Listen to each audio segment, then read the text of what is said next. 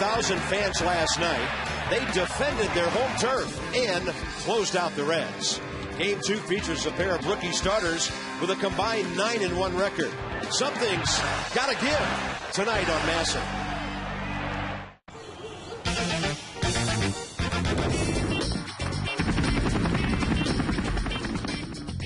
It's a great day for baseball.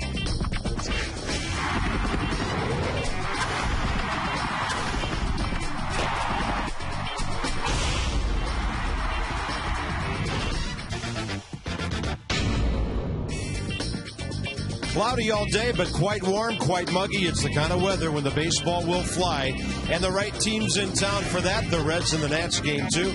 We had some fireworks, to say the least, here last night. And the Nats have beaten Cincinnati now 4 times in a row over the last 2 years. Ray Knight's with us for one night. I'm Bob Carpenter. And Ray, really with the young shortstop being Desmond, we are seeing the roller coaster ride of a rookie. Some days not so good, but he's hitting the ball really well in clutch situations. Well, a lot of rookies lack consistency. But one thing for sure, Bob, he has been nails with runners in scoring position. Almost a 400 batting average. And again, last night, with 2 strikes, after failing to get the runners over, he hit a bullet to left field, scoring Josh Willingham. He had another big base hit Houston to right field where he fought a pitch off. He's on pace to have 82 RBIs this year. That would be an outstanding season for the young shortstop. So averaging an RBI a game over the last week and a half, that 373, by the way, is 9th in the National League. And he's 3rd on the Nationals in RBIs behind Willingham and behind Ryan Zimmerman. By the way, big-time boo. The umpires must have just shown up. Now let's talk about the young pitchers. 2 of the really good rookies in the National League are going tonight. Yeah, Mike Leake on the left, 4 wins, 5th amongst rookies. Just very developed, man. He throws a lot of strikes, the curveball, fastball, slider, which is more of a cutter, changeup. Adelano has the 5 wins, has been fairly consistent lately. 22 and 25 years old, respectively. Great defense last night. Zimmerman on the infield, Desmond as well. Nationals turned a couple of double plays. Isn't it amazing? It seems like you even catch the ball better when you play in your own ballpark. The Nats did it last night. Possible by Jaguar. Visit your local Jaguar dealer to experience the 2011 Jaguar XJ. And by Grown Ups in theaters June 25th. The turnstiles have been spinning all weekend. Great crowd last night. Another good crowd gathering tonight for the Nats and the Reds. Game 2. Washington now 15 and 10 at home. The Reds of Cincinnati 12 and 13 on the road. Here come the Nats to take the field, and we have some game notes for you. Ryan Zimmerman all over the bases. They've walked him 11 times in his last 7 games.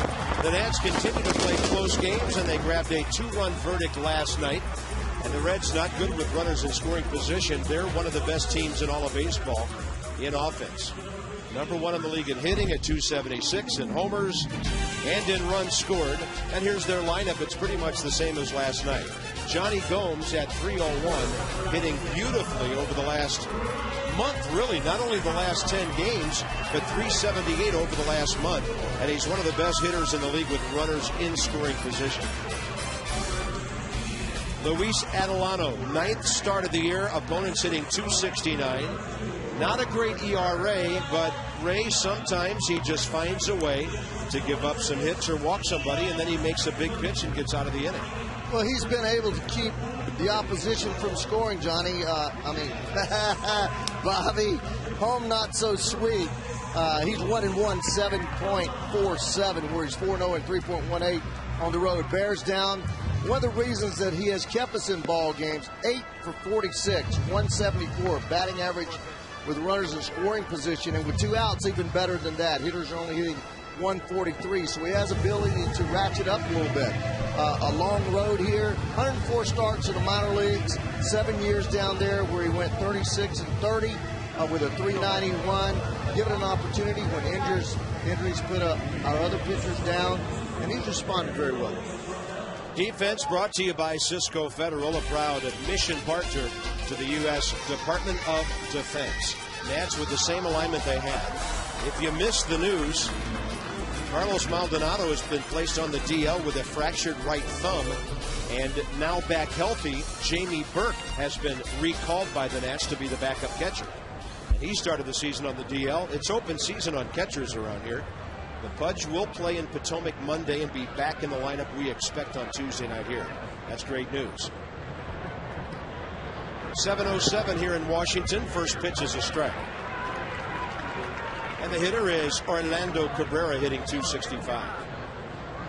On base percentage of .303 for this good veteran shortstop, who's always been an offensive guy everywhere he's played. Montreal, Boston, the Angels, White Sox, and the A's.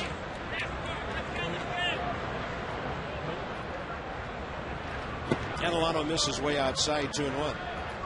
Joe West, crew chief, 33-year veteran, has the plate. Angel Hernandez, Paul Schreiber, and Dan Bellino around the bases.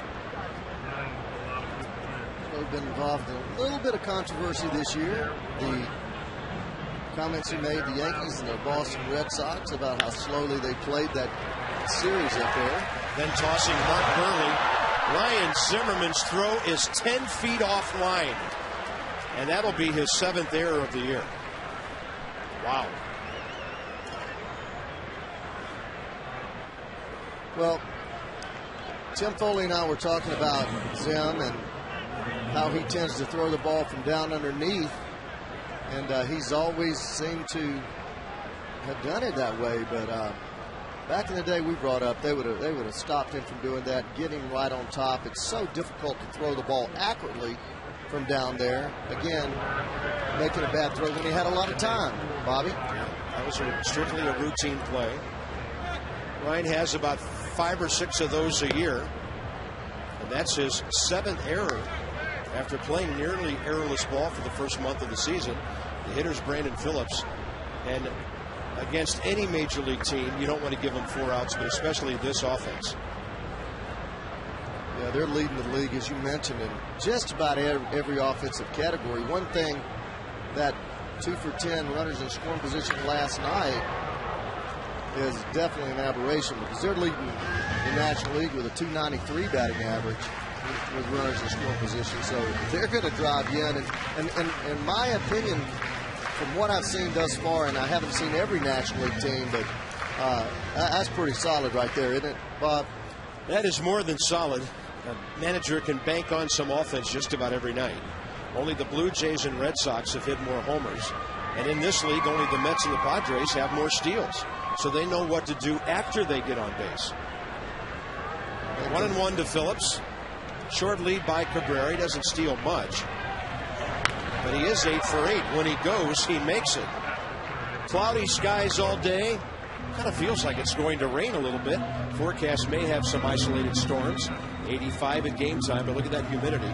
It's getting up there. And our game time weather brought to you by Train. Visit train.com to find a dealer near you. It's hard to stop a train. 1-2, Adelano to Phillips. With his sinker, he's always 1 pitch away from a double play. The Nats turned a couple last night, and they have 54 on the air. And that is his best pitch. The sinker's his best pitch. He's primarily a 2-pitch pitcher. Sinker ball, slider. Occasionally he throws a changeup, maybe 5 or 6 a game. But his forte is the ability to run the sinker in on right-handed hitters and throw that slider on the outside third of the plate, diving off the plate and get them to hit ground balls to second. There's one to short. They'll have to hurry. And Desmond couldn't get the ball out of his glove right away, or they would have had the 6-4-3. When you jam a right-handed batter, it takes him forever to get out of the box. And Desmond's double pump took away the twin killing. Good pitch. Yeah, good fastball, running in. A lot of late movement, jammed. And Desi just tried to get the ball out of his glove prior to setting that back foot. We were always taught to get that back foot set, then bring the ball, make the shift up there, and make that hard throw. Especially, as you said, Bobby, he got a terrible jump out of the batter's box. But a big out for Adelano, and here's Joey Votto. And just take a look at this, how he tries to get the ball going up as he's trying to set his back foot. You catch that ball, and when that back foot is set, you bring the ball up and make a strong throw to second base. and then generally the exchange is pretty flawless. But I've noticed that, and we've talked about it a little bit, Desi tries to do a little too much right now, and that's all because of inexperience. But he is going to be and is a very solid player. But and early in the game, it takes a little while every night to get those nerves settled down. Once you get that first ball hit to you, then things start to feel a little more comfortable out there. And that ball's inside, 1-1 to Joey Votto. He's hit 11 homers on the year. Number 6 in slugging percentage. The guy on deck is number 3. Then the Nats have 2 guys in the top 10. There's Scott Rowland at 576. Zimmerman and Dunn are also in the top 10 in slugging percentage. Target in. Instead, Adelano back to Dunn. Brandon Phillips will run as well. 8 steals, but he's been caught 5 times. Dusty Baker and Walt Jocketty have done a tremendous job putting together an offense. Cabrera, such a veteran leadoff hitter. Phillips can fly, has some pop, hits the ball great behind the runner. That ball ripped down the line. And then these guys. Bernardino slides. Third base coach Mark Berry sending Phillips. And so the error cost the Nationals a run as the Reds take the lead on Votto's 35th RBI. Yeah, they can swing the pole now. Joey Votto, his 10th double. And this is just a, looks like a changeup. And the ball went down. Roger, you know, it's hard for an outfielder to go to the ground and anything good happens after that. You're better off playing the ball off the carom and then making a very, very strong throw home. Usually you see a guy slide out there, the ball ends up hitting off of a body part and going somewhere else. So a runner at second now with 1 out.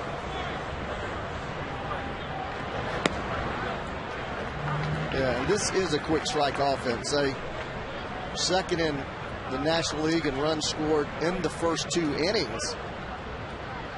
So once you get, I mean, and it's almost a perfect lineup. You've got veteran leading off, solid hitter with speed in second, left, right, Gomes, who's had, I heard, was 3rd in the voting for National League Player of the Month, which went to the big boy down in Atlanta, Troy Glaus.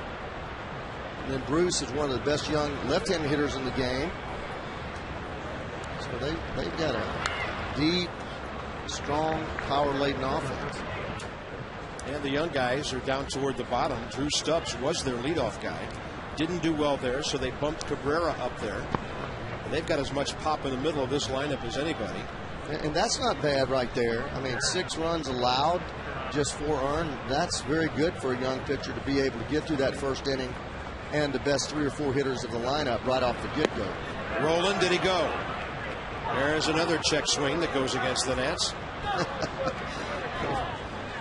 UPS store packages are strike zone, our pitch track. Well, this is a pitch that might have been a strike. Yeah. Oh, no, Joe West already yapping at the Nats dugout. He doesn't take a lot. I mean, he never did. He's one of those guys that has a very short fuse, great guy off the field, on the field. He always acts like he's got a chip on his shoulder, and he just takes nothing. First thing out of your mouth, he's pointing at you, generally. Rowland will pop it up into right for Bernardino. Joey Votto will not be able to advance. 2 outs. So the appeal was made down to Angel Hernandez. I'm not going to take that. I'm not going to take what? Just don't even look in the dugout. Hey, the guys in the old days, and we're going to talk a little bit about umpiring as this game goes along, about some of the decisions, but not in a negative way. The difference between when I played and now, and Joe was there when I played, but the veteran guys, they did not provoke arguments. They would not look in the dugout until after the whole team's on them. You know, you can't have somebody barking at you one time after 5, 6 pitches and be glaring in the dugout, because somebody's going to say something. It's almost like you're looking for trouble. Well, there's no doubt that umpires are more confrontational than ever before. I thought about 10 or 12 years ago it was the worst ever, but now it seems like after being quiet for a while, they've kind of gone back the other way.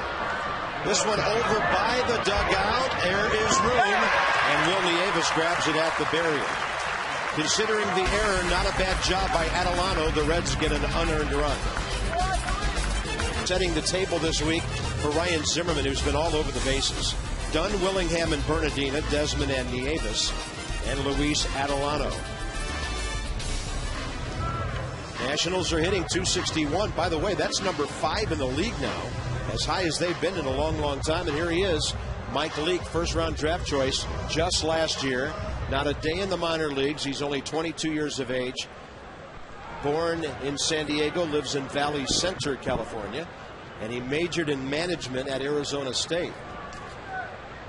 So he's a pitcher who might be a GM someday. Who knows? That may be a while, considering the start he's off to. And here's Guzman. Goes up first pitch swinging against a pitcher he's never seen before. Well, Mike Leake has been successful because, number one, he's very tough mentally. He's a guy that he came out in the spring training, and generally you have veterans that lead all the exercises, and when they run laps, there's a veteran leading.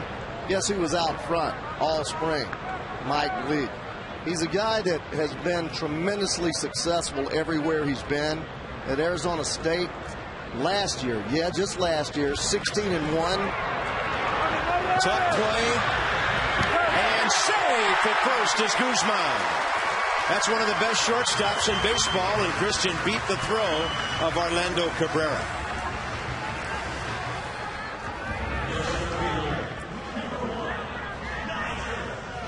Christian is flying out of the batter's box here, and the advantage of being left-handed. And Cabrera makes that play right. Sets his right foot, gives him a very strong throw over there, and that's just a matter of a man outrunning the baseball.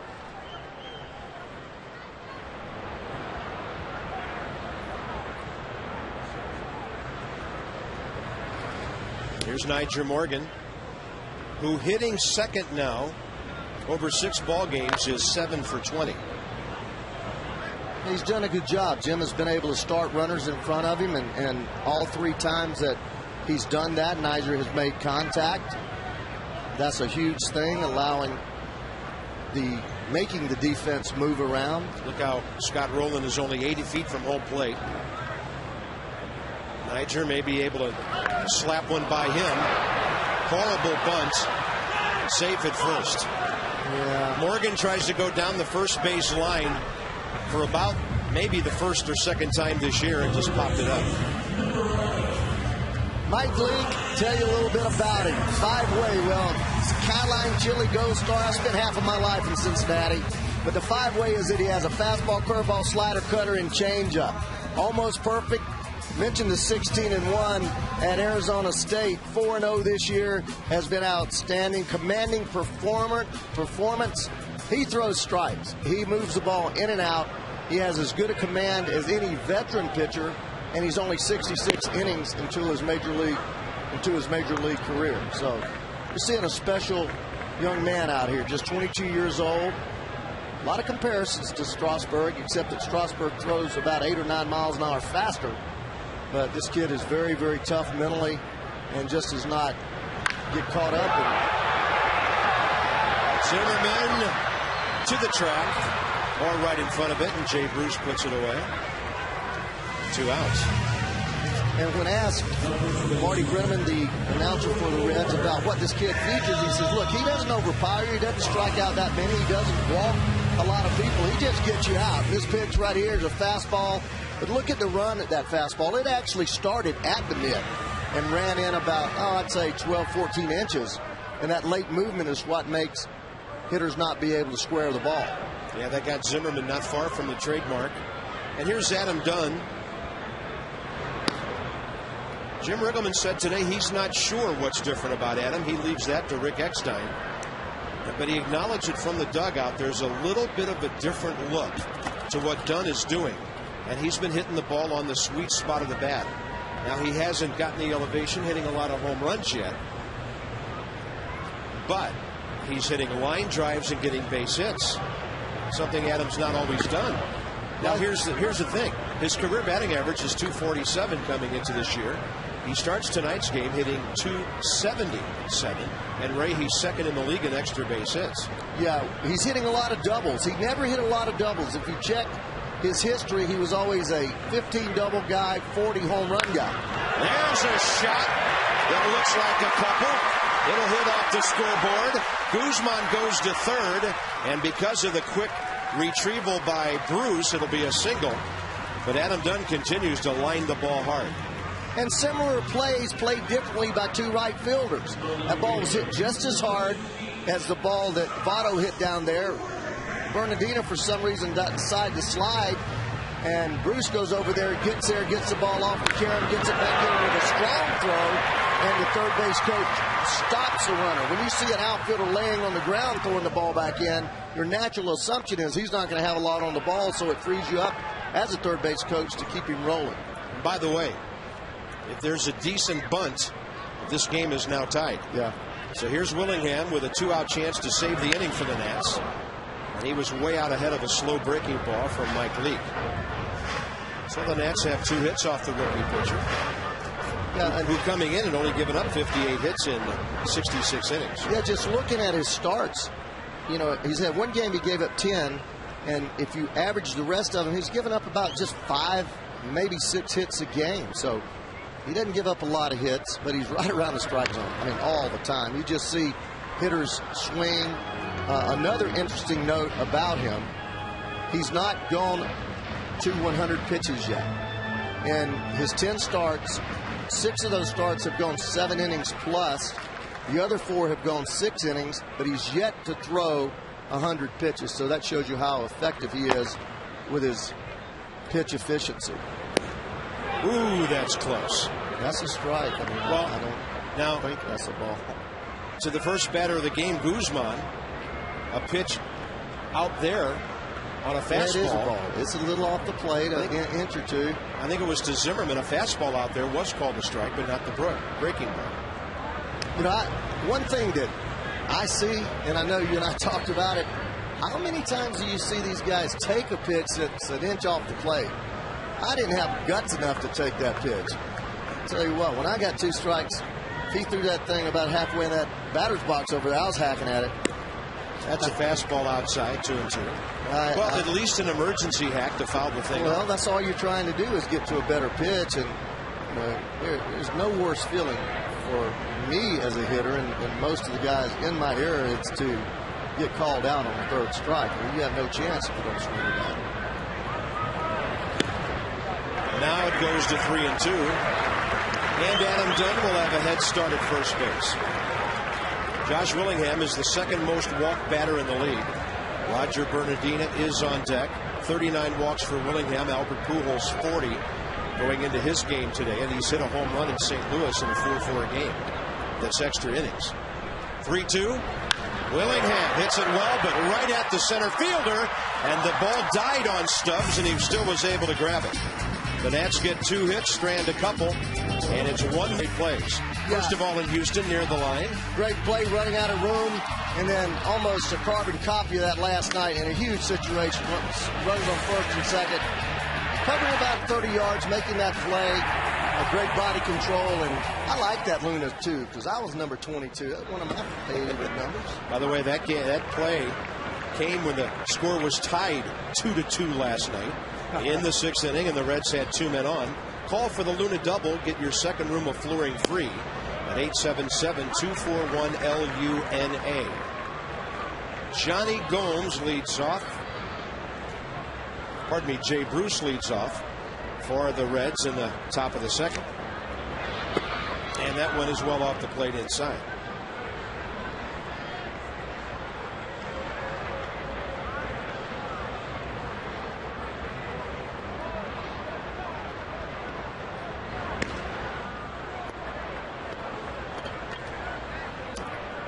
Adelano goes 2-2 on Gomes, having a good season.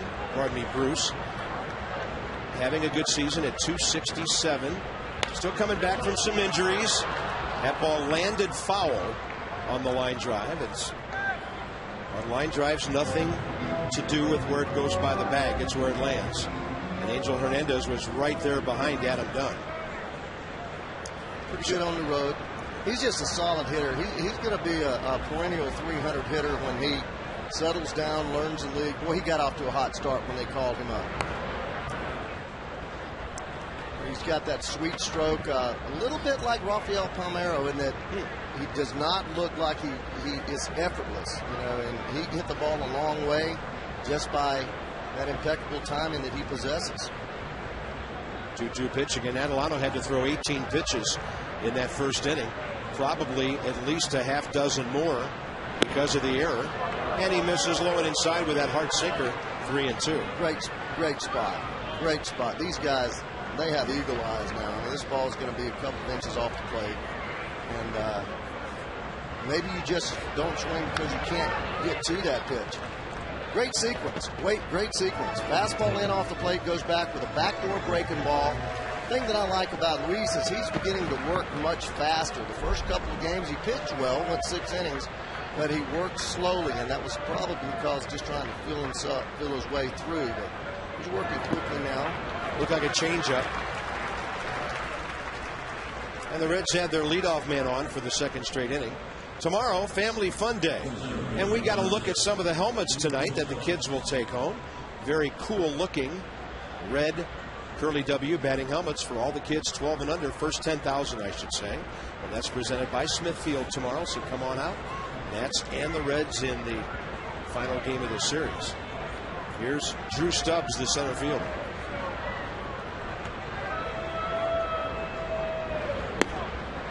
This guy's a good-looking player to me. It's 6'3", 215, covers a lot of ground in center field. He just didn't hit enough to stay in the leadoff spot. Now, since they bumped him down to number 7, he's been hitting right around 320 or so. They have a bunch of guys in this lineup who will steal bases. Bruce 5, Votto 6, Phillips 8, Cabrera 8. Stubbs warming it up now that he doesn't have the pressure of being the leadoff guy, and it seems like that gets to some young players. There's a good one by Adelano, and the count's even.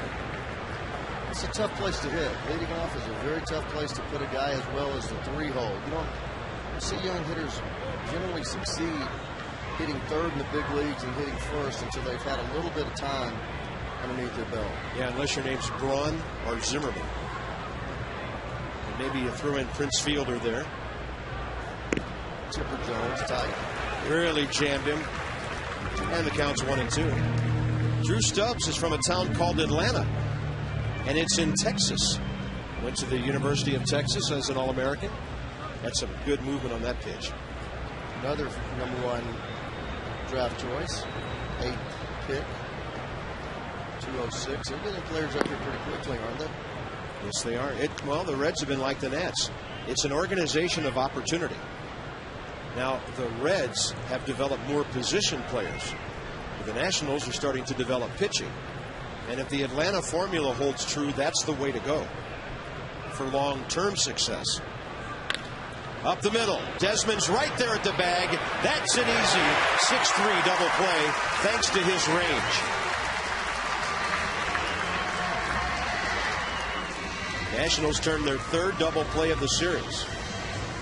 Well, he does have tremendous range, and he up the middle especially. He gets to this ball easily, takes it himself. Just nice on the backside, squares that left shoulder toward first base and throws a strike to Adam Dunn. You know, the measure of a defensive player isn't always errors. It's the amount of ground that he covers and when he makes those errors. And as the season progresses, this kid is not going to make those concentration errors or those errors that come out of being a little anxious. And man, does he have some range. As good a range as anybody in this league up the middle for sure. And haven't seen him have a lot of plays in the hole, but we know he's got something to throw with that arm of his.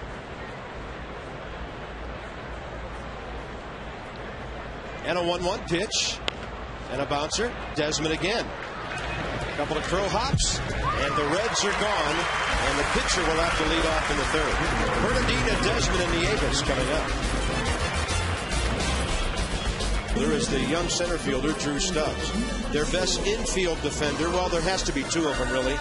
Cabrera at short, who's won 2 Gold Gloves, and Scott Rowland at third. He's won 7. But there's Stubbs, who can really cover some ground in the outfield. Now, Cincinnati doesn't have the biggest outfield in their ballpark. Pretty much a symmetrical field where the ball really flies. But yeah, that's a bandbox. I mean, it has pretty 330, 402 in center field, but the ball flies out of that ballpark. Here's Bernardina. And a fastball tailing away. So like Guzman in the first, Bernardina swings at the first pitch from a hurler he's never seen before. Roger is 7 for his last 38. But in 13 games, he's found a way to drive in 8 runs. So he's made his base hits count, and the Nationals have a leadoff single for the second time. 3 hits in the first 6 batters against Mike Leake. Sinker running away from him, right on the barrel of his bat, and actually on the outside corner. And the only way that you square that ball up is you keep the front shoulder tight. Because if you leave that ball at all, you hit it off the end of the bat. He's starting to show some signs, but he's beginning to hit a lot of balls up the middle, isn't he, Bobby? A lot of balls up the middle. Desmond chops one foul. Ian, 10 RBIs his last 11 games. And a batting mark sitting right under 270.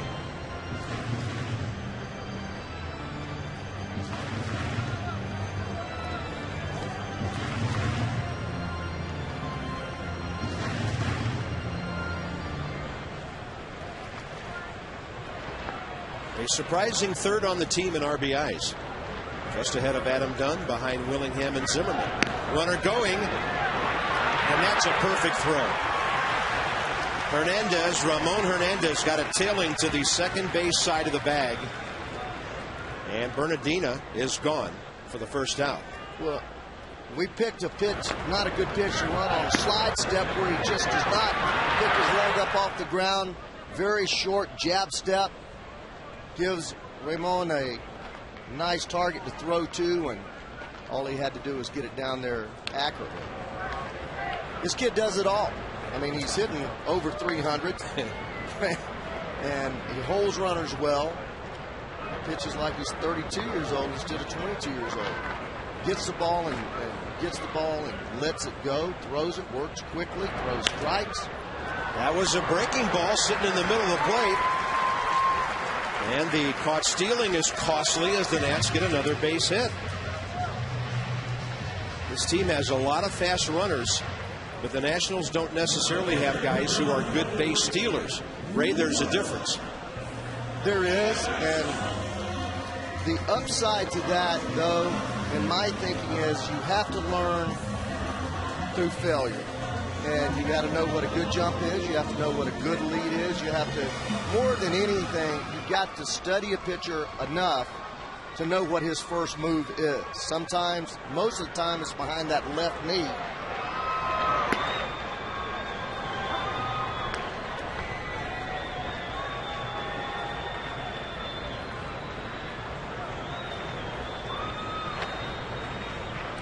Nieves, 3 for his last 24.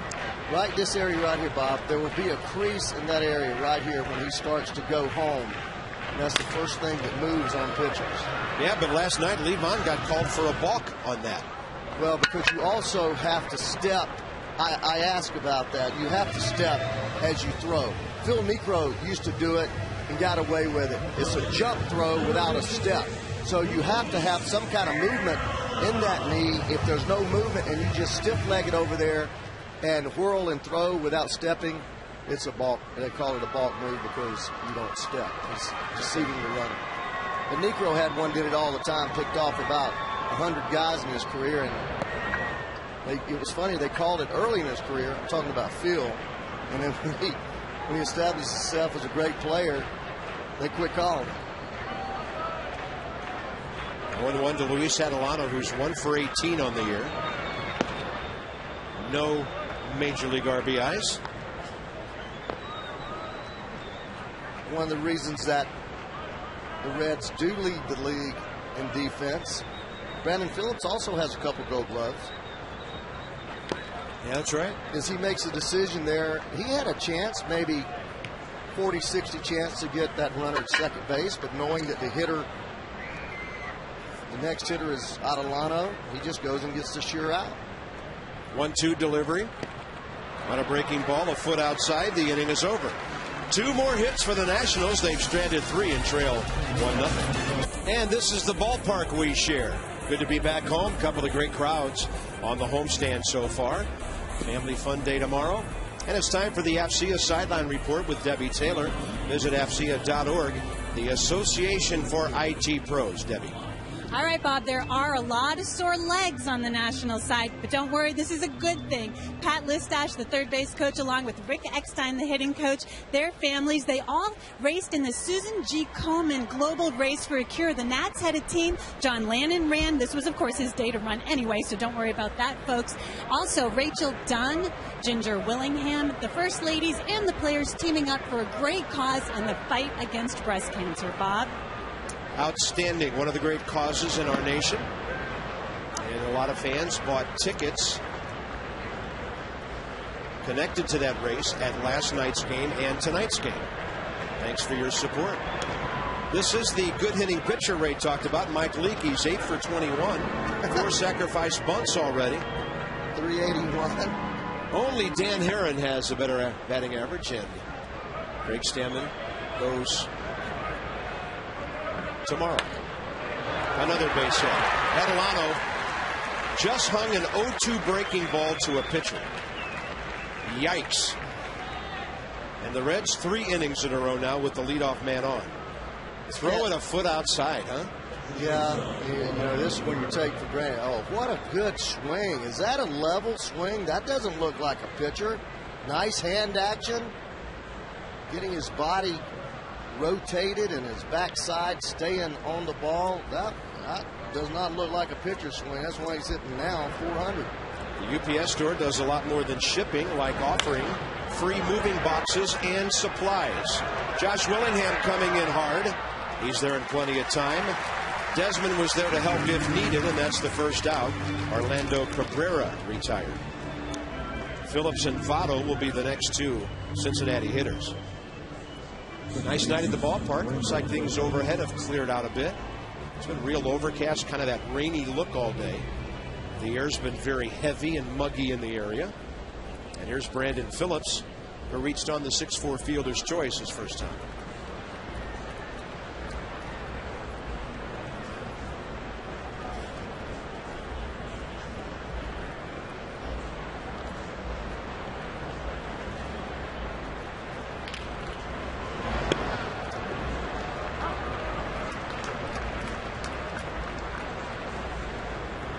Cincinnati team, looks like to me they finally have that swagger back after having about 5 down years.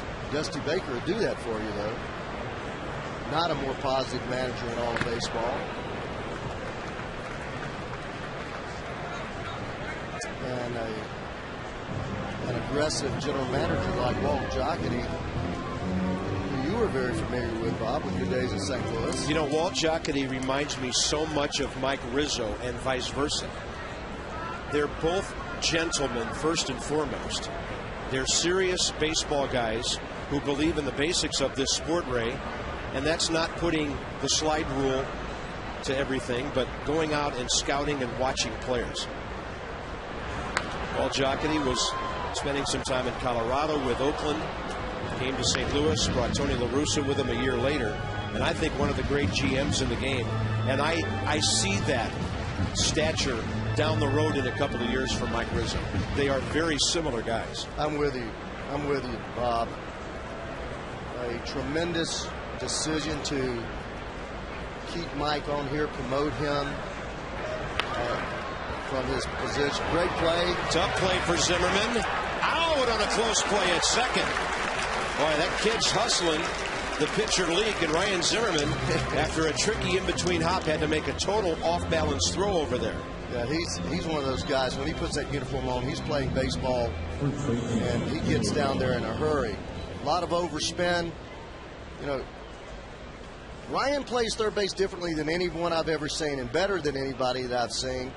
But most third basemen do not back up on that ball. They would be eat up. His hands are so exceptional. His eye-hand coordination, just superb. Now, Ryan is very aggressive, but there are certain plays when he doesn't charge because he believes in charging. And Ryan, and I think we all know this by now, he throws better on the run than he does standing still. He does. He doesn't want to think about it. You've noticed this year there's been a lot of plays where as soon as he's caught the ball, he's gotten rid of it. And his throws haven't been that far off. I mean, when he does that, it may fade a little bit, and Adam comes off the bag, but he gets rid of it so quickly that Adam has plenty of time to make the tag. But truly a special athlete over there. As I was saying, Tim Foley, who knows a little bit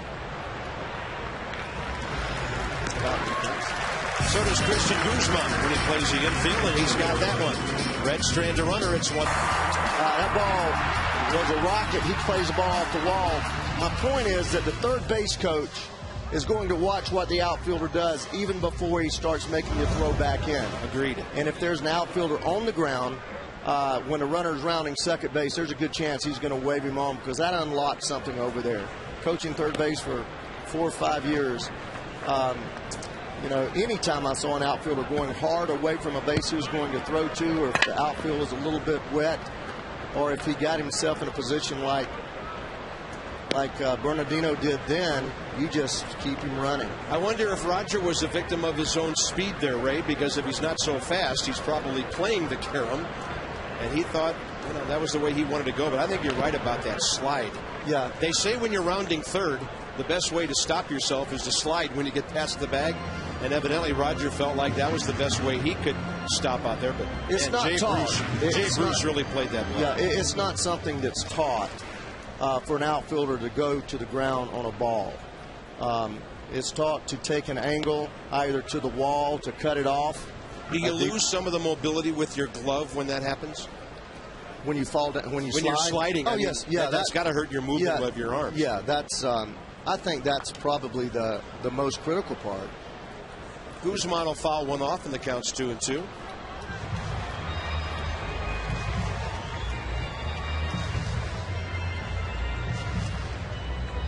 Best home hitter in baseball. That's why Christian lives here year-round. He's comfortable here. Nasty breaking ball in the dirt locks him up. 2 Ks in a row for Mike Leake. H.H. Gregg with our TV schedule for the next 5 games. It'll take us into the road trip. Craig Stammen, Bronson Arroyo on Sunday. And then after the day off, Steven Strasburg makes his highly anticipated debut here on Tuesday night. Night games, all 3 against the battling Bucks, and then on to see Manny Acta, Austin Kearns, and the Cleveland Indians, who just got some bad news about one of their best players. Sizemore. Yeah, it's really a shame. Grady Sizemore is such a great kid. Hour-long Nats Extra, by the way, before Tuesday night's game.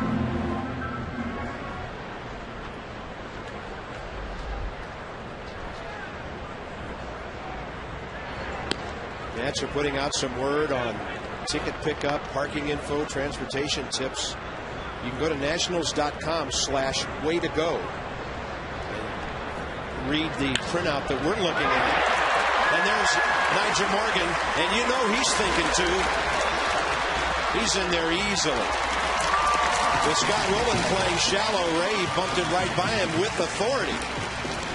Well, that's the great advantage of having that kind of speed. You have the threat to bunt. Third baseman has to respect that. You mentioned how, you mentioned about last night on the telecast, third baseman playing up there. Why didn't he just slap the ball by him? Well, he did that time, and you have no time to react on a ball like that. It's by you before you can move your feet. Niger wears a brace when he runs the bases on that left arm, that left wrist area. And here's Ryan Zimmerman, who flied to right first time. And if the Reds ignore Niger Morgan, he'll try to steal third. But the Nationals have all kind of great suggestions. You can get parking in advance for Tuesday night. If you're coming to the ball game, write down nationals.com/way-to-go. And all the information you need on ticket pickup, parking information, and transportation tips will be right there. Wrist, we call it. Ryan Zimmerman doing well. He's 8 for his last 20. And he's been on base 19 times in his last 8 games. 1-2 on a tough breaking ball. Niger getting a good lead at second base. Brandon Phillips starting near the bag and then quickly giving way. He'll walk right there and then he'll back off and settle. So nobody's really holding him on. Whoa, way inside. Dusty Baker is not a guy to put on a lot of trick plays. He believes in playing the game, not trying to be too tricky. Will allow his catcher to throw through on a missed bunt or an I'll be there play, but he's never been a big proponent of trying to get real tricky. Looked like a straight change away to a right-hander and he missed. Barely. Dusty wanted that pitch. First base is open. They don't want to make a fatal mistake here and give up a 2-run homer. And it's a breaking ball that had Zimmerman reaching. Left center, Stubbs, 2 outs. Well, I've seen him for now 2 2/3, and I've already got a comparison, and this may shock some people. He does a lot of things very, very similarly to Greg Maddux. The way he holds the ball, the way he goes in the stretch and sets his glove up just above the C and the I in Cincinnati. His stride, the movement of his fastball is so similar. His slider, he takes something off of it as he did then. He will throw it 3-2. Now, Maddux didn't have the cutter. That pitch there, that 86-mile-an-hour cutter, but they're similar in stature. Leake, not a big guy. Well, Ray, I know you talked to Dunn and Zimmerman the other day in Houston, and they said everybody's throwing a cutter now. Yeah, they did. That whole Houston staff came in there throwing everything right underneath Dunn's belt buckle, as Leake is doing there. But a very compact delivery, short little leg lift that allows him to get on his backside and keep that balance. Simple delivery, making him able to repeat that delivery time and time again. And he very much resembles Greg Maddux out there. Greg Maddux could hit, fill his position. You remember how many times he would try to take a runner, second baseman out on a double play. 20 players before him since '65 without a day in the minor leagues. And Adam Dunn, who's 3 for 6 in this series, swings through one. Counts 2-2. I don't think anybody played younger, though, in the big leagues than the Reds pitcher Joe Nuxhall. What was he? 15. 15 years old. That's crazy. 1944. World War II had thinned out the ranks in the big leagues, and unbelievable. Cincinnati boy, and went to a tryout. Adam Dunn takes a fastball right down the middle. 3 strikeouts for Mike Leake. The Nats have 5 hits, nothing to show for it. Stranding 4. Hitting a play, we salute them. Bob Carpenter upstairs with Ray Knight. Rob Dibble's son graduating from high school today. Good to have you back with us, buddy. And the young pitchers getting it done so far. They are working quickly, throwing strikes, very similar. You can see why Leake is so special. He's able to go to 3 or 4 different pitches at any time. Throwing the breaking ball there to Zimmerman with 3-2 count. Had a couple 3-2 counts. Threw a changeup, one of them, and then the slider with a little taken off on the second 3-2 count. Scott Rowland leads off. He is healthy this year, and that's big news for Cincinnati. Guy from nearby Jasper, Indiana, who's found a home in Ohio after going on the disabled list for the 7th time in his career last year with a concussion. This ball jacked down the line, stays in the park, Willingham plays the carom well. Look at that throw. And rolling into second base with a leadoff double. 4 innings in a row, the Reds have their leadoff man on base. I mean, he just reached out and didn't swing that hard, and it almost left. Well, he's so strong. I mean, he has always been one of the strongest hitters in the league. And had he not been injured so often, he's a guy that has Hall of Fame type ability. I mean, nobody plays third baseman better, has the best third base throwing arm in the league. And one of those guys that comes to play, boy, he is a true gamer. How would you like to have he and Josh Willingham run together? Well, I told Ray, and I think I might have told this story previously, maybe a couple of years ago when he was still with St. Louis. I saw Scott Rowland one night on a double play ball that was hit near the second base bag. He took out the second baseman and the shortstop on the same play, sliding in. Yeah. He's one of the best base runners for any big man. And one of the great things about Rowland is, and I don't want to see it in this series, but when he hits a home run, he sprints around the bases. He has never shown up a pitcher in his career. He does it the right way, man. He always has tremendous respect amongst his peers.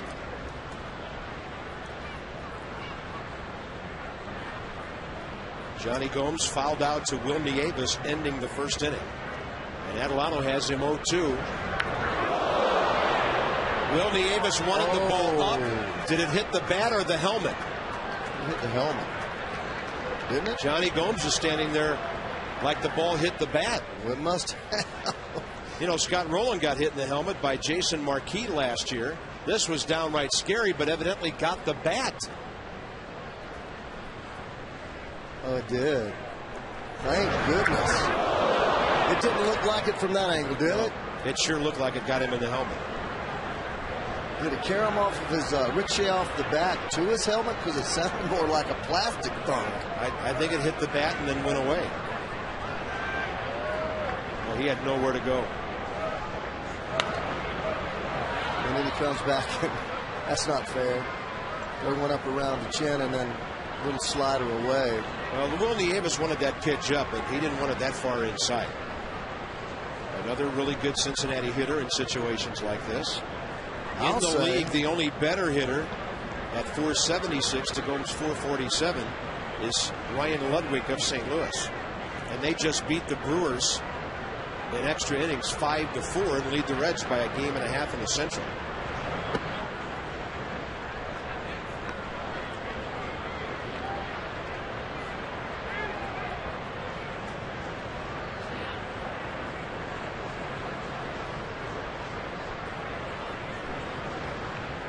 Adelano has a very good slider tonight. Real short, crisp break and a sinker or that running fastball. Here comes Niger. Well, he's really good coming in for a ball. He got a great jump on it. He's had his struggles going back. But, Ray, he makes that play as well as anybody in the National League. He does. He got a great jump on that ball. He saw that ball, and when I looked up off the monitor, he was already moving. That's a very difficult play. Look at that quick jump coming to it. And he plays shallow anyway. And he's had a little trouble going back on the wall. And the only reason, I mean, he's fearless. He runs into the wall hard. Is that on every replay, and I looked at about 5 of them over the course of the season, he takes his eye off the ball about 4 or 5 strides from the wall, finds the wall and looks back up, and then can't find the ball again. Yeah, how do you practice that in BP? It's not an easy thing to do. It's, you know, well, you can't practice in BP. Next hitter is Jay Bruce, and Adelano gets one in the corner quickly 0-2. The Dodgers, however, with Joey Amalfitano. Joey Amalfitano? Amalfitano, thank you. Call him Joey. Joey. He's a good coach. They used to put their center fielders out there and take a fungo bat, move up halfway between the pitcher's mound and home plate, and have a guy soft toss to them and hit balls out there, and outfielders work them down.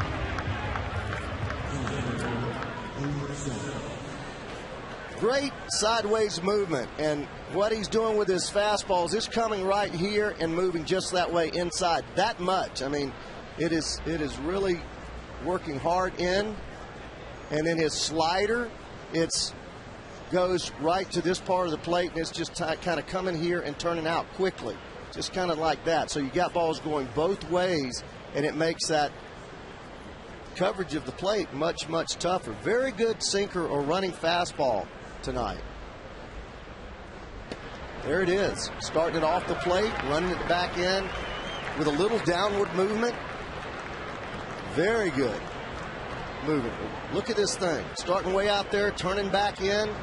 That's a good 3 or 4 inch drop and a probably 8 or 9 inch movement back in. It's got similar action to the swing back fastball of Livan Hernandez, but it's about 5 miles an hour harder. You're absolutely right, Bob. You're absolutely right. And Livan's been getting outs with that pitch for years. And that's what makes him so tough, because he throws that thing softly, and people can't believe he makes the ball move as much as he does. And it's not subtle movement, even though Livan throws 85, 86. It's late, quick movement. And there's a very late swing, indicating late movement. And it's 2-2 now to Drew Stubbs. And again, you know, leadoff double. In our show, we opened up talking about how Adelano has pitched so well with runners in scoring position.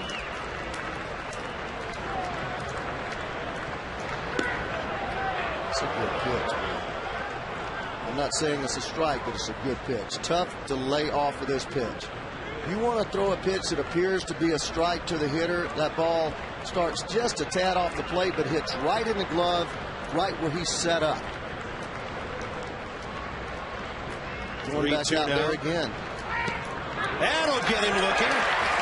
And we're seeing Adelano do what he does best. Men on base, good pitches. Now log cabin in Kentucky. And then on to the land of Lincoln.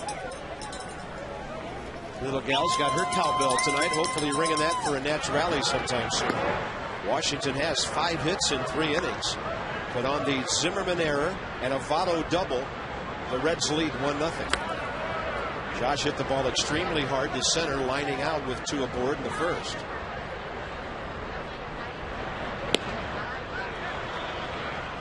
.48 pitches, 32 strikes in the first 3 innings. Itching to get on the field. Pudge Rodriguez. He is. I had a chat with Pudge in the clubhouse today, and he is psyched about getting down to Woodbridge and playing a game on Monday, then back here on Tuesday.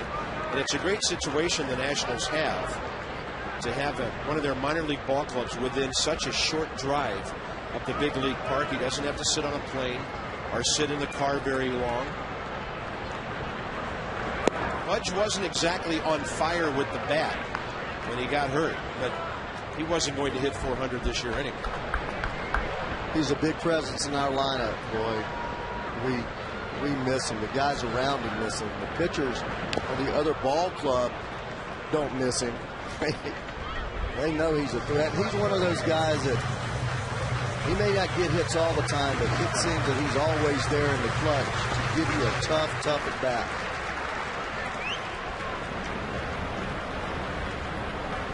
Years ago came to the big leagues. And Josh hangs tough. He fouled off an inside pitch and now fouls off one away. Another final we haven't told you about from this afternoon. At home where the Mets are nails. Dave Wright hit a homer, his 10th. Jonathan Neese won the game, and they beat the Marlins 6-1. The Mets just can't lose at Citi Field and can't win on the road. Willingham, that's a great at bat. Well, that's making an adjustment, because the last at bat he got him out front more on the breaking ball. He flew out to center field. There he stays back a little bit, keeps his left shoulder tucked down, goes down with his head. That makes sure that you stay down and through the ball as opposed to going underneath it with that back leg collapsing and getting the ball airborne. That was a sweet piece of hitting right there. And you asked earlier what Adam Dunn is doing differently. That's what he's doing differently. He's not turning underneath the ball so much, trying to get lift. Bernardino hits into a double play. This kid can pitch, man. I mean, there is no question about it. But that's twice that Roger Bernardina has gone up against a pitcher he's never seen before. Swinging. Both at bats, swinging at the first pitch. And he swings at a pitch that's actually moving down and away from him, and he pulls it. So you also know that when a pitcher, as Adelano or Leake, runs the ball away from left-handed hitters, your focus needs to be left center field. That is the point that you allow the ball to get back to you a little bit more, see it a little longer, and your bat plane is flatter. If you try to turn over that thing, your top hand takes over and you just pound it into the ground. Desmond with a high drive to right center, and Stubbs is under it. And the Nats, after the leadoff single, go very quickly. This game into the fifth. 1-0 Leake and the Reds. The new era flex plan. You get a new era ball cap, and you can watch lots of wonderful things unfold in the ballpark this year. You pick 3 games, you get a 4th one free, plus a free new era Nats cap while supplies last. 888-632-NATS, a maximum of 4 tickets per purchase. Top of the fifth, 8-9-1 for the Reds. Catcher Ramon Hernandez, pitcher Mike Leake, shortstop Orlando Cabrera. Not to be lost in this Cincinnati having the lead is the fact that Luis Adelano is throwing a good ball game so far. Pitch count higher than he would like, about 16 per inning. But the error had something to do with that. And he's trying for the first time tonight to retire a leadoff hitter. This is the best stuff he's had all year, command-wise and velocity-wise. He's hit 90 tonight. Normally pitches 87, 88. But sinker slider consistently has been right on the corners. Well, Ray, you wonder with the warm weather, are pitchers getting looser now? Because we were told earlier this year that Adelano's sinker is 90 to 93. But we really haven't seen that until tonight. And he's blowing the ball by people.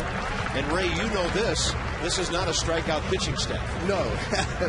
They're definitely a contact pitching staff. A staff that we must play good defense behind them.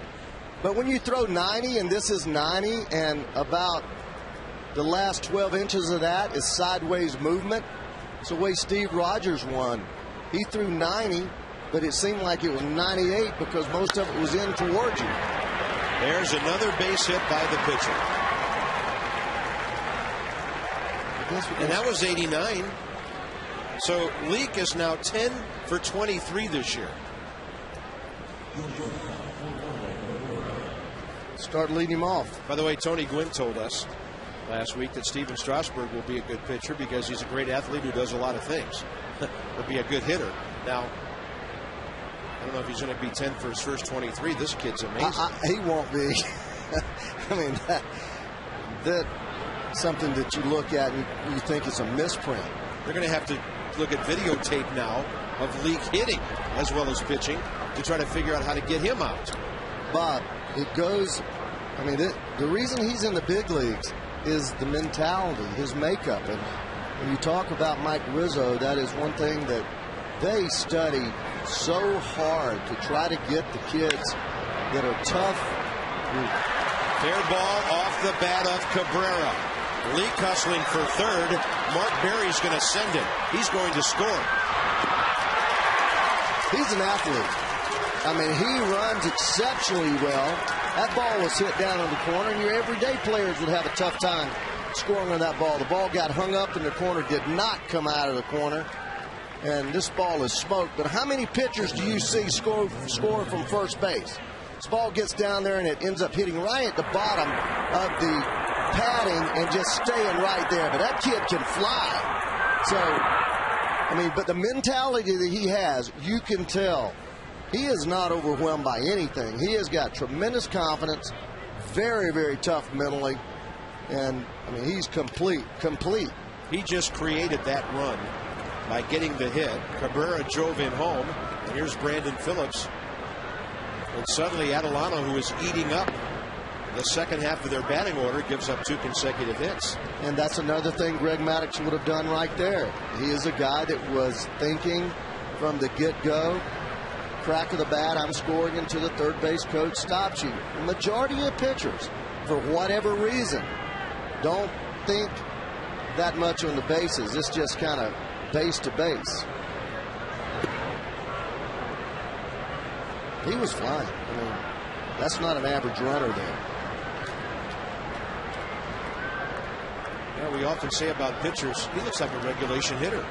Well, around the bases, he looked like a regulation runner. He did, buddy. And he deserves a toweling off after that effort. 1-1 strike to Brandon Phillips.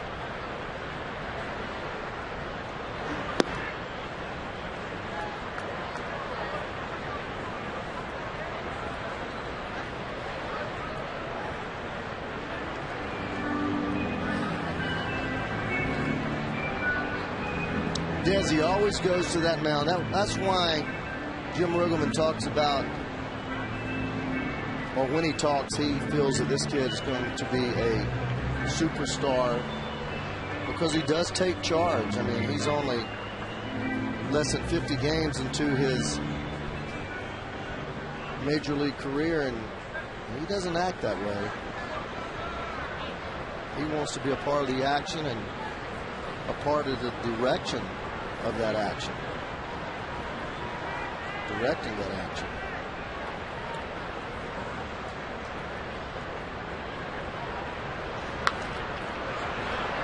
Out of play to the right side, 2-2. Better be careful with Cabrera at second. He's 8 for 8. And nobody was near him, and he had a huge lead. Now with 2 strikes, he and Phillips may have a understanding that, look, when I've got 2 strikes on me, don't try to get the third because I don't want you to make me blink when you run. No balks called. Runner at second, 1 out, top of the 5th. 2-0 Cincinnati.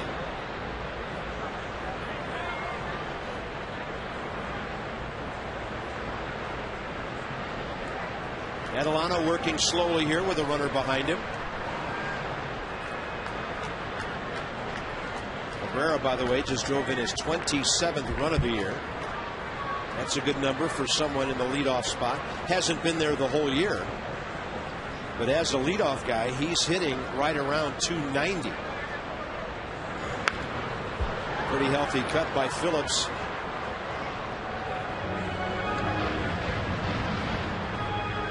And next up, Joey Votto, who hit 2 of the longest batting practice home runs. Okay, the longest I've ever seen hit in this ballpark. When he gets up there by the Miller Lite sign, he hit 1 to the left, right on that walkway, and the other one's bounced off the girders right below that up sign. In this area. I've never seen anybody hit him up there in batting practice, not even Adam Dunn. Now I got to check to see whether the baseball said Rawlings or Titleist on them. Maybe they borrowed some of the early home run derby balls for the All-Star game, Ray. I mean, I've never seen anybody hit a ball anywhere near up there. Well, when you're down on the field, you don't think that that's possible. No, you have that's got to be close to 500 feet. Yeah, because it's about 50 feet back on that grassy knoll, that backdrop out there. And then you have another 15-foot to 20-foot high wall. And he went way up in there. I mean, he went up in that area right there. Right there. In here. Bob Gibson used to say a lot of guys can hit at 5 o'clock. But Joey Votto can hit at 7:05 too. 3-2 to Phillips. 1 out here in the 5th. Great off-speed delivery, had him reaching, and Adelano pounces and throws 2 down. We've got trivia. Let's fire up the smartphone, which is usually smarter than us. Which 2 third basemen have hit 25-plus homers and won a Gold Glove in the same season the most times? Well, Mike Schmidt has to be one. Scott Rowland has 7 Gold Gloves. Let me see. He's hit 31, 26, 26, 25. So I would have to say Mike Schmidt and Scott Rowland. Mm-hmm. Yeah.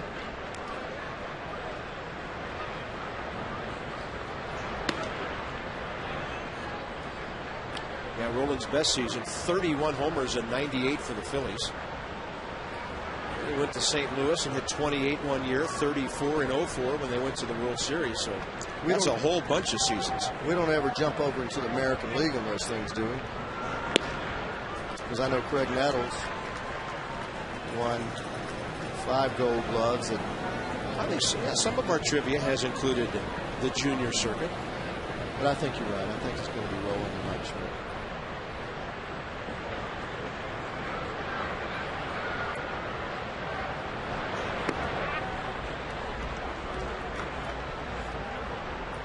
Of course, last year, Ryan Zimmerman won his first Gold Glove, and he hit 33 home runs. So he has his first entry on that list.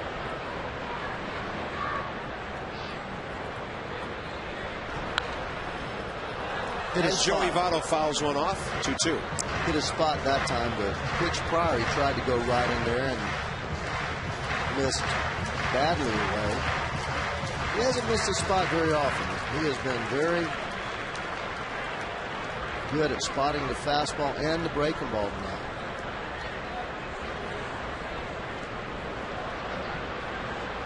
The 2-2 to Votto, who has an RBI double tonight. Had him reaching, strikes him out. Well, the pitcher's base hit was huge for the Reds halfway through the ball game. Cincinnati 2-0. Here's our TV schedule for the next 5 games. H.H. Gregg brings it to you, and the highlight, of course, will be Tuesday night after the 3rd game of this series. And a special note, Nats Extra, 1 hour long on Tuesday.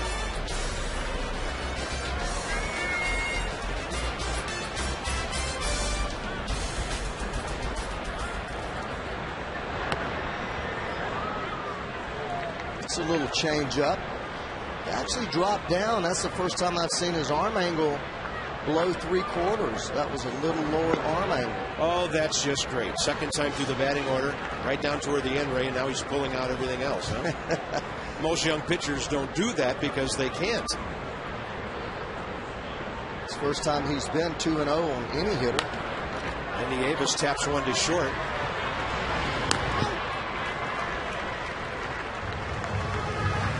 Nationals have had at least a hit in every inning so far. But a caught stealing in the second of Bernardina. A double play last inning off the bat of Bernardina, keeping the Nats down. The Reds Nats on a Saturday night in our nation's capital, first week of June. Ray Knight's with us tonight. Rob Dibble will be back tomorrow. Celebrated his son's graduation in Connecticut. Got a message from Rob. He said everything was great. And they're on their way back to D.C. and we'll watch the Reds and the Nats tomorrow. And Ray will be back out there with Johnny. Foul ground, tough play, and great concentration by Joey Votto. He never took his eye off the ball, even though his body was getting a bit contorted. It's the best looking ball club that I've seen. I mean, they're leading the league in defense. They're leading the league in hitting. Their pitching is coming along, and they're seemingly catching everything. Last night they made a mistake in left field that cost them the ball game on one of the outfielders was over zealous. I believe that Gomes called the ball, but the center fielder has it right away. They collided, knocked the ball out, and they were able to put some runs on the board. And we were told that's why they called the error on Drew Stubbs, is because he interfered with his left fielder making the play, even though we felt it was the center fielder's ball. Yeah, I did. And the ball actually hit the glove of Gomes, not Stubbs. And the Nats capitalized on that on the Ian Desmond hit, the Willie Harris sac fly. Took a 4-2 lead, which they never relinquished. So here's Guzman with the bases empty. And he'll slap one right at Scott Rowland on the infield grass. He's had the best third base arm in baseball for about 10 years. He's going to lead off in a 2-0 game. Here's our smartphone. The 2 third basemen have hit 25 plus homers and won Gold Gloves the most times. Did we get it? Yes, we did. Ray had Mike Schmidt. I think we both had Scott Rowland, who slaps one to Zimmerman, and he whips it over to Adam Dunn. 1 third baseman, larceny on the other. Great play by the Gold Glover.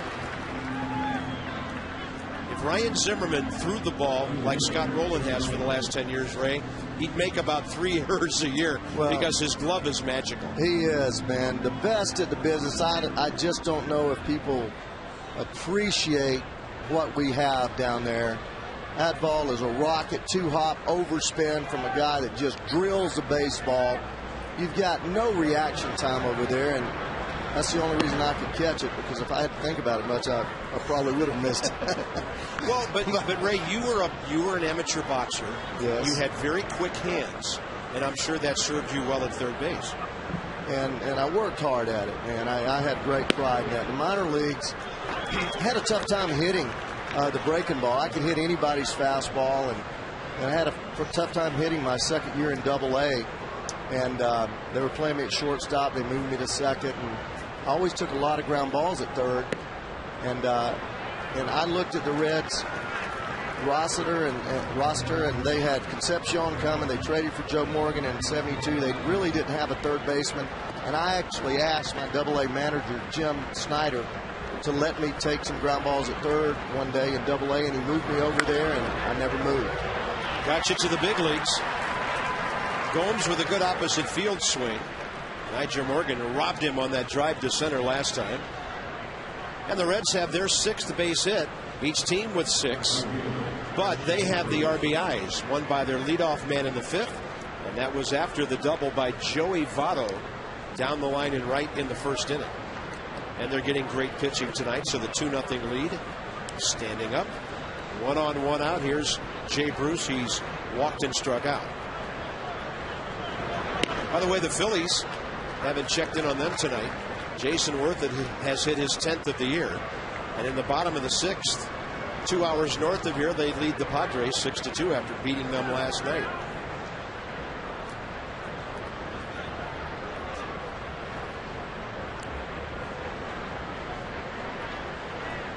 Best the Reds can do is stay a game behind St. Louis if they win. Cardinals beat Milwaukee 5-4 in 11. And the 0-1 pitch. Late reaction by Bruce. Good movement. Real good movement. He's trying to wait and go to left field, because the last at bat to Bruce, he threw him a fastball away and struck him out. But you're not going to hit that pitch. That pitch is starting middle half of the plate and going hard to the corner. And he goes up and away. Made a mistake. Changing the eye levels of the hitter. Didn't intend to. If you look at the catcher there, he's set up on the inside part of the plate, wanted to go back after showing the fastball away. But you're right, Bob. Changing the eye level, even if it's by mistake, is a good idea. That was not a bad pitch, but they were thinking inside there, and the ball ends up way up and out. So he missed his target a little bit, but it is very effective, because the hitter doesn't know that he was setting up in there. Yeah. Some nights when your stuff is so electric, your mistakes just get fouled off. But if you remember Lance Berkman the other night, you can't continually go out there pitch after pitch after pitch, because Bruce was closer to that pitch. For me right now, you must throw this pitch, whether it's a breaking ball or a fastball, on the inside third of the plate. If he's guessing with you, so be it, but I think he'll cover the outside pitch now. Good. 0-2. So he wants it inside and can't get it in there, but still making that elevation change that makes a huge difference. This kid has been impressive tonight. I mean, this is the best hit ball club in the league, Gully. When you look at their stats and know that they're first in average, first in slugging, first in runs scored, they're a tough team to wade through, and nobody in that lineup is an out. They battle you. They fight balls off. Really nice looking lineup.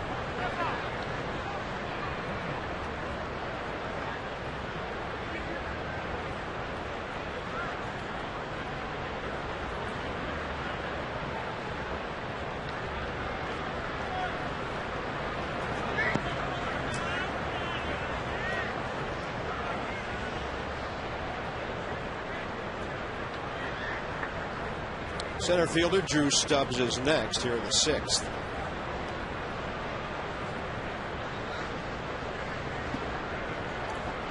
I'd like to see him throw that fastball right there on that inside corner.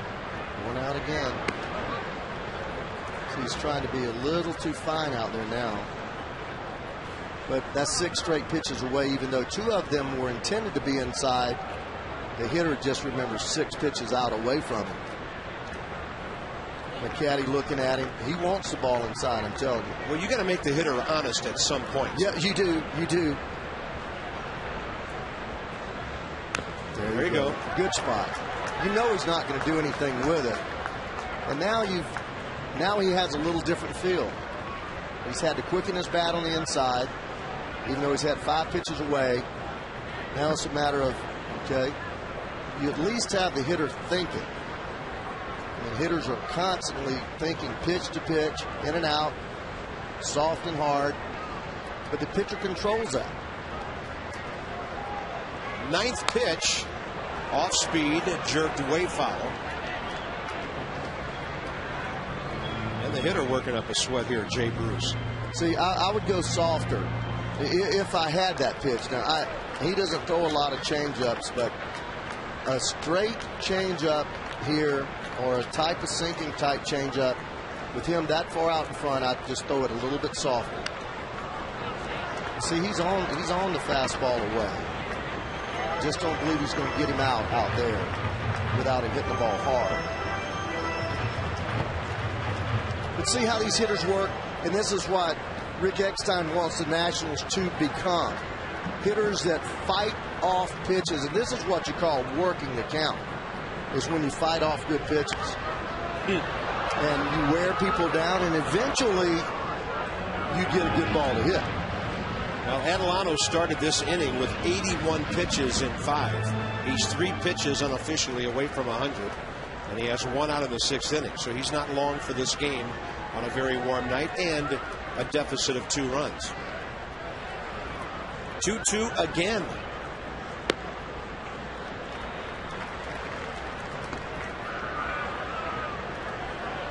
Well, this is just a great battle. This is a good young hitter against an up-and-coming young pitcher battling. This has to be 10-11 pitch at bat. 12 pitch at bat right now. Runner going. And now Johnny Gomes gets to come back. Now, you've mentioned tonight about Bernardino swinging at the first pitch, 2 at bats. Yeah. And you've heard me say our 30 years together that the more pitches you see as a hitter, the better chance that you have of hitting the ball hard. So the advantage has to be to the hitter here. And he's going to have to throw some kind of really, really good pitch to get him out. Fastball up. Great throw by Nieves, right on the bag. Strike him out, throw him out, double play. Will Nieves nailing his 2nd consecutive runner in this series. And the Nats are out of the inning with Morgan. Those guys, that's Frank Buono and his tribe. And here we go with some highlights. And Ray Knight, what is up with Mike Leake, the way he's hitting the ball? Well, that was a pretty good pitch. He hit it off the end of the bat, but he stays through the baseball. And then Cabrera, but he's just an athlete, man. He's a guy that probably pitched in Little League, Pony League, American Legion, played shortstop, hit third, point guard on his basketball team, quarterback on the football team, anchor man on the relay team.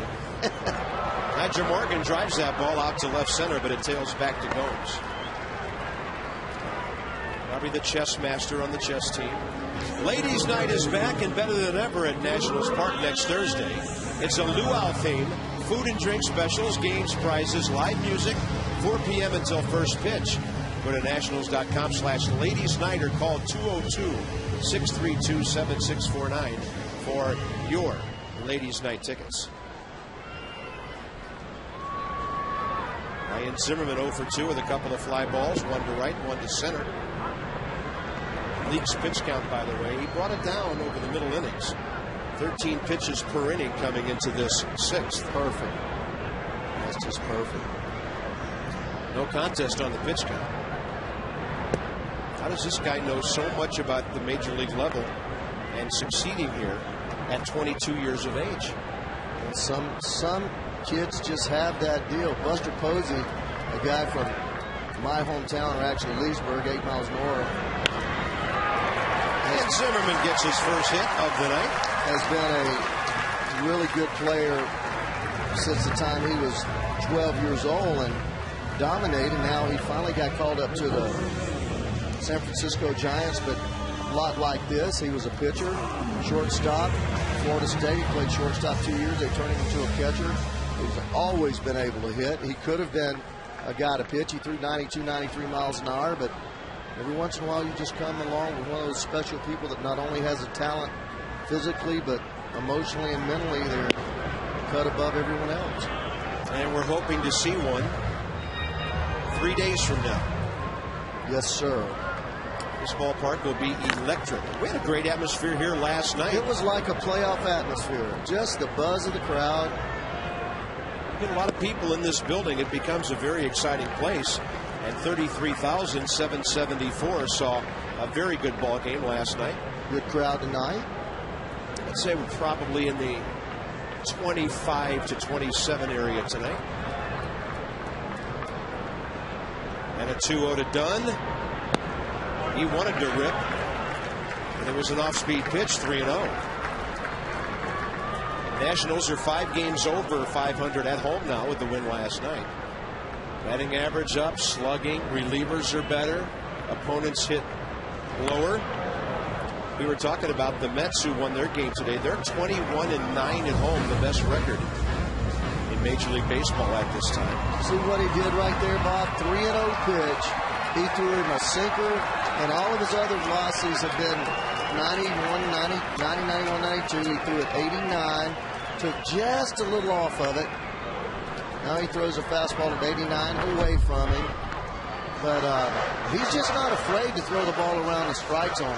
There has not been many pitches, although he's thrown 26 balls out of 76 pitches. He has not thrown many pitches that weren't around the strike zone. Fast worker. I know he's a great athlete. Some of his numbers are mind-boggling. And he strikes out Adam Dunn. On a Greg Maddox type. Take a little bit off of it.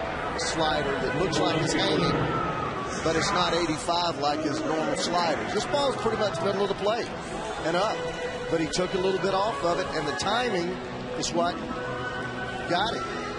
It certainly wasn't the break of the pitch. And he has a feel, and the Reds, everybody that's following the Reds, from Marty Brennan to Chris Welch, Jeff Brantley, everyone that I've talked to, says this kid has just got it, whatever it is. Very, very special. I mean, heck, give you an example. He walked 12 batters his first 2 outings, and they said he was just a little nervous. He's only walked 12 batters his last 8 games.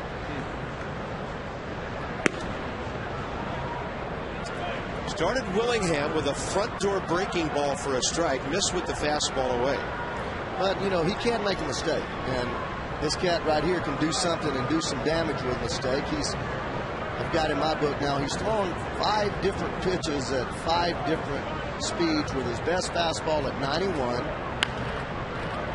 And there's that changeup that he just rolls in there, a la Greg Maddox, 84, just underneath bat speed. Well, he is what you call scattering hits. Nobody has more than one in the lineup, and the Nats have 7. 1 extra base hit by Nigel Morgan right by Scott Rowland back in the 3rd. Just looking at his performances in his last 5 starts, 7 hits, 10 hits, 5, 4, 4, 4, 5. That hits Willingham.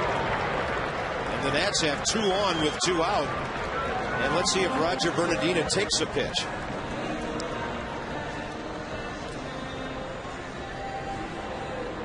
Josh Willingham has now been hit by 8 pitches this year. Well, that comes off of the slow breaking ball that he threw, and now he wants to get him thinking a little something different, so he pinches him inside with his hardest pitch. Prince Fielder leads the league, being hit by 9, and that's 8th for the Hammer.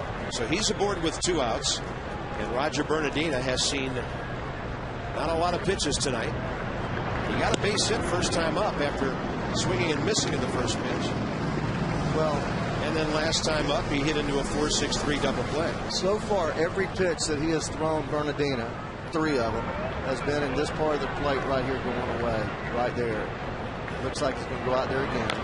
and he just keeps rolling over. Trying to pull it. And there's no reason to change what he's going to end up doing, because he looks like he has that type of command to me. Is now he'll just move that ball, just continue to move it farther and farther and farther and farther away from him.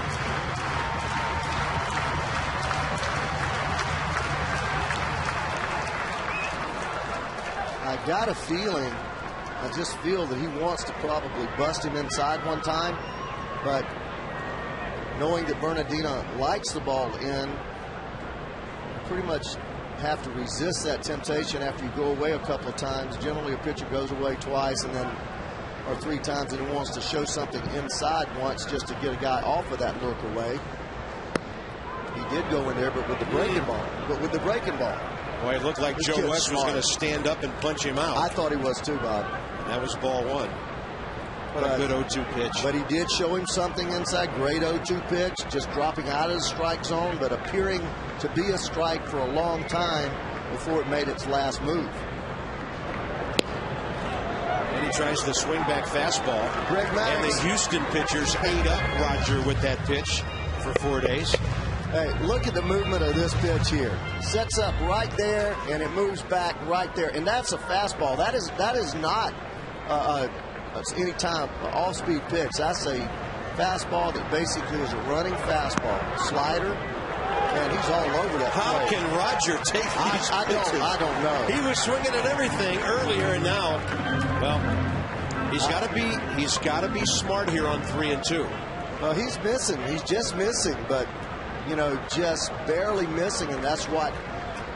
But you can't get called out on strikes with 2 men on base. He'll swing here. That's a broken bat, and the ball is dropped by Joey Votto, and coming home to score.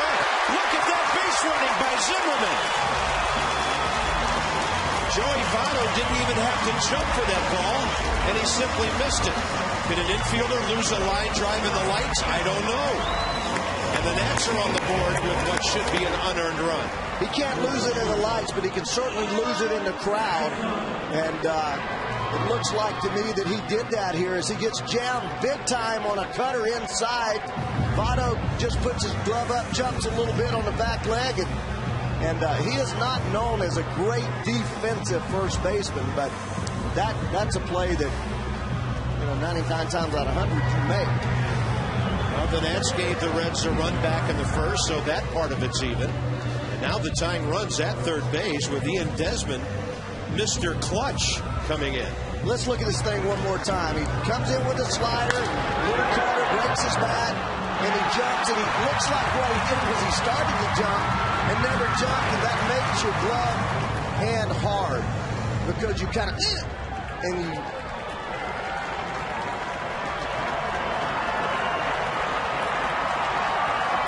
Willingham at third. E3, no RBI. Nats get an unearned run. Any runs in this inning will be unearned. And Desmond now to try to convert. That was a mistake. That was a kind of a hanging slider. He throws his breaking ball 3 different speeds. I've seen it at 85, which was the cutter, 81 or 2, and then that one was 78. Come on, Desi, keep that clutch hitting rolling, buddy. 9th best in the league. He got jammed on that one. I don't think Scott Rowland has ever thrown the ball away. Nats get an unearned run and a 2-1 game now into the. Now tomorrow, the Nats in partnership with Baseball Tomorrow, the fund collecting new and gently used baseball and softball equipment. Bring your gloves, balls, bats, and helmets. Drop them off outside the center field gates. The equipment drive benefits the Maryland National Capital Park and Planning Commission, Prince George's County Department of Parks and Recreation.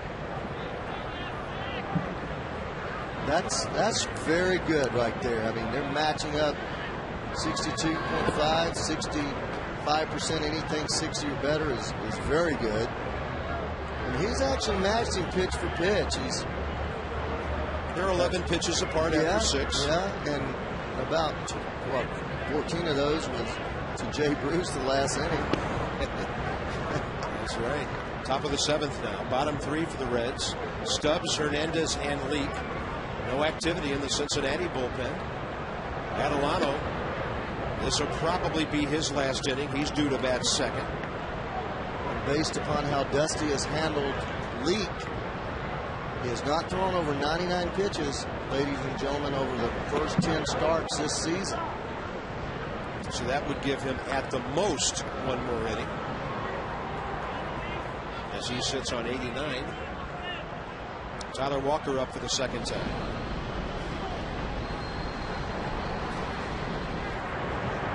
If the Nats had 3 or 4 runs, we'd be sitting here crowing about how brilliantly Adelano's pitching. This is his best outing.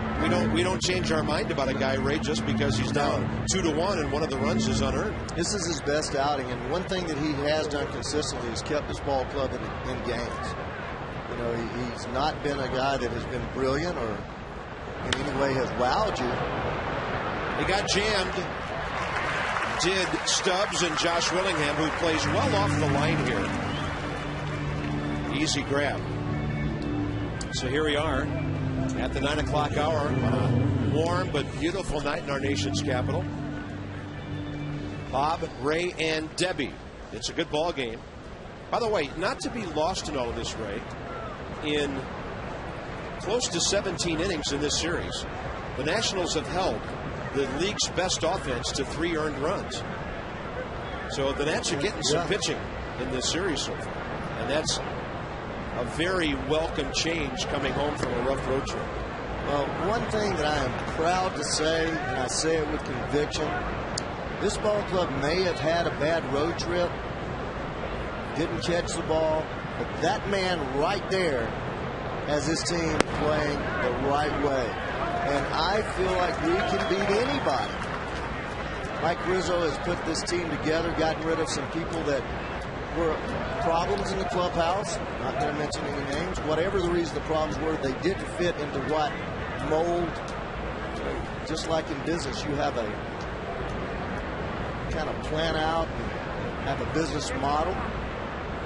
Baseball teams have that same way of going about putting together their ball club.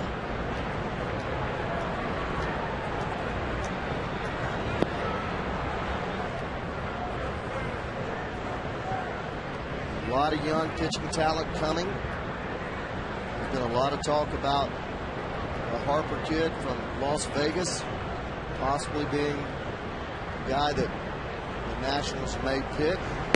They say he's the best hitter in the country.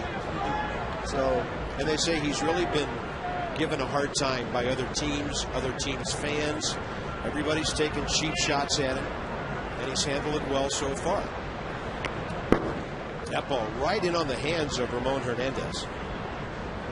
And the staff of Mike, all of his guys about to go into seclusion starting on Monday. We don't see them. They don't come out of the war room for a couple of days. There's been people all over this country now for the last 3-4 months. Advanced scouts, people going to cross-check. And actually, when I went home to my youngest daughter's graduation, as we look at the replay here on the nice little running sinker, look at the drop on that pitch. 85 miles an hour. I think that's the sinker. It might have been the changeup. If it is, he threw it very hard, but nonetheless, great movement. And we've talked about this on numerous occasions. This staff has young guys who are pitching for their jobs right now. With Strasburg coming Tuesday, somebody obviously has to go. And right now, it doesn't appear like it's going to be Luis Adelano. Over to his left, Guzman. 7 good innings by 25-year-old Luis tonight. 7th inning stretch time in a 2-1 game. We'll start you at 1 p.m. Nats Extra, presented by your Washington Ford dealers. And it's also presented by H.H. Gregg. Luis Adelano throws 114 pitches, 77 strikes, 7 outstanding innings. He'll be pinch hit for in a moment after Will Nieves leads off, bottom of the 7th. Well, I'm maybe speaking out of line, but I think his fate is sealed. I don't believe he's going anywhere. Kid has pitched really well. Fastball to Willie Avis, who's 0 for 2 tonight and 3 for his last 26. There's Willie Harris to lead, or rather to pinch hit next. And pardon you say fastball, and it was, but 85 just flipped it in there. And a breaking ball and a check swing, and now you've got the hitter 0-2. Boy, he knows how to pitch. He just knows how to pitch. He can throw all of his pitchers.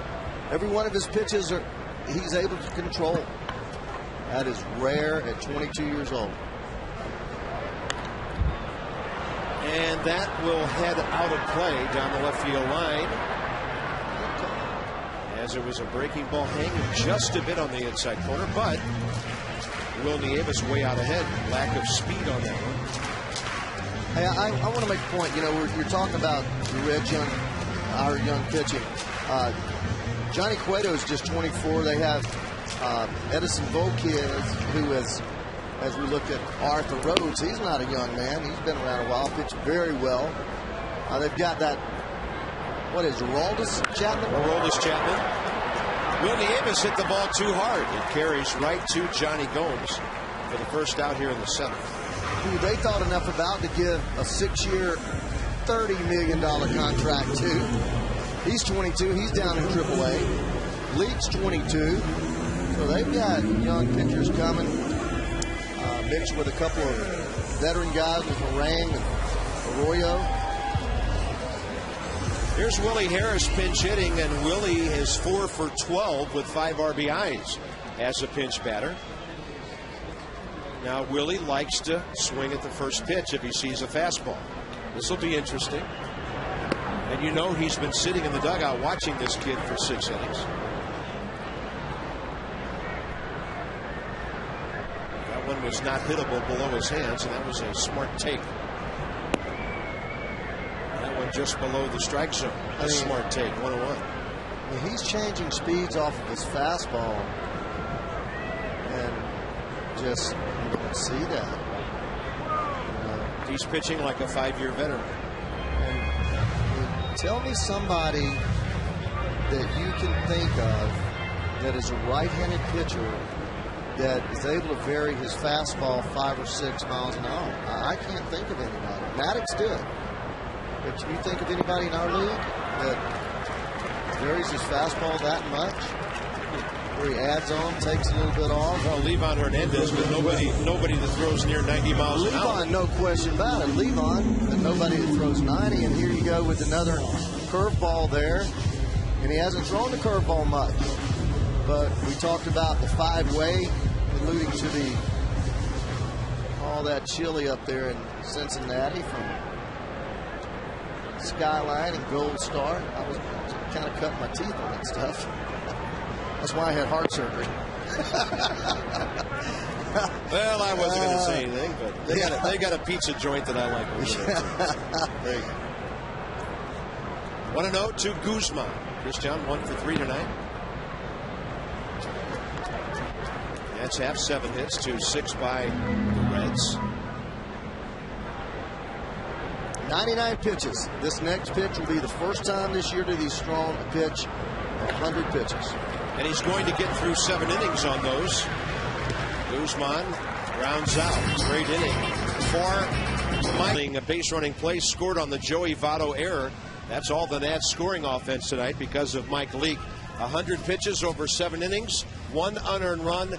Luis Adelano just about the same. 2 runs, 1 earned. 114 pitches, Ray, over 7. Well, he was able to mix his 3 pitches. The fastball he threw down in the strike zone with a lot of movement. The outside part of the plate. Just tremendous outing for the kid. Elevated the fastball there to Bruce. Struck him out after a 12-13 pitch at bat. Able to go 7 strong innings against the best offense in the game. Only yielding, in our league, only yielding 6 hits. 2 runs, 1 earned, as you mentioned. Bobby striking out 4 and only walking 1. My hat's off to him. He's getting better and better every time out, showing a lot of movement on that fastball and the ability to throw the ball to the corners.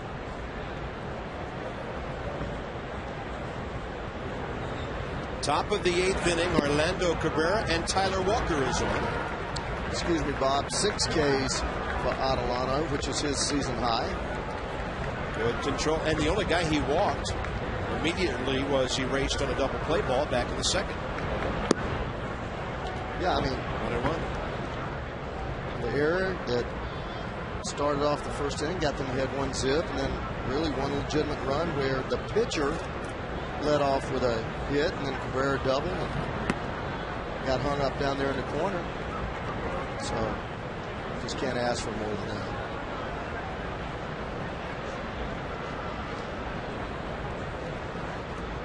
Phillies won their ball game 6-2, the final at home. Jamie Moyer is 6-5. That ball's hit deep to left center, up against the corner of the fence right there by the bullpen, and a long double by Orlando Cabrera, his second double of the game. And I wonder if he thought that ball was leaving. He didn't make it to second base very early on a ball hit a mile. Well, he throws the fastball middle in, and that ball scorched. It lacked about 18 inches getting out right in that deepest corner, and he's not running at all. I was surprised. I thought a leadoff guy would be on third base on a hit like that. Well, I have a problem with that. I just have a problem with that. The guy's not a home run hitter. You know, you got to be on third base in that, but that's all I'm going to say. Hey, I will say one more thing. Young kids at home, no matter where you hit it, run as hard as you can until a coach tells you to stop, or the ball stops you through your vision. You know, it's just not that hard to run. Steve McCaddy goes to the mound here to visit with Tyler Walker. We'll check in with Debbie Taylor. Well, Bob, the bullpen overall this season has done a really nice job, and Steve McCaddy is pleased with the relief corps. They've done a great job. Jim Lett's done a great job. Well, you know, we talk all the time. He's down there with them. He's telling things. Jimmy's got them going great down there. They're coming in and competing. You know, Caps has been great. Storm's been real good. Clifford's been outstanding. So they're all really doing a job. And he said, too, that they've been called on to do a lot of work. And since May 17th, the day that Drew Storen was called up, they have a 2.01 ERA and a 2.44 batting average against, which is pretty good, Bob. Adding up to season totals of 3.54, the bullpen ERA. The opponents hitting 2.49 against them. 19 saves, 18 of them by Matt Capps. 13 wins in the bullpen, led by Clifford with 8. So all in all, the number's really good. You just hope that it's a bullpen that doesn't turn out to be overworked 1/3 of the way into the season. So far, so good. Brandon Phillips, one thing in his mind here, he must get that runner over to third base. Walker throws him a pitch away, but it's so far outside he can't offer at it. And Dusty's the type of manager, and Brandon the type hitter, that he will generally give him the option. If you think you can handle this pitcher and drive the ball to the right side, take a shot over there. If you don't feel good about it, then bunt him over there. 2-0.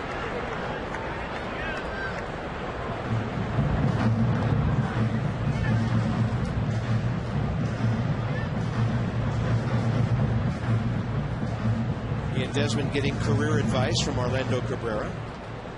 Not a bad guy to seek out. And Dusty also will 2-0. Offensive man. Could turn him loose to just try to drive the ball to right field. Let's see if he lets him try to hit one that way. Cabrera 117 home runs in his 13th year. He's stolen over 200 bases.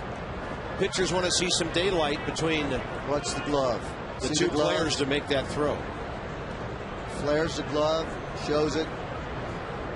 The pitcher always has the prerogative not to throw. He has a small lead out here anyway. Yeah, he took the bunt off. Inside corner with a fastball.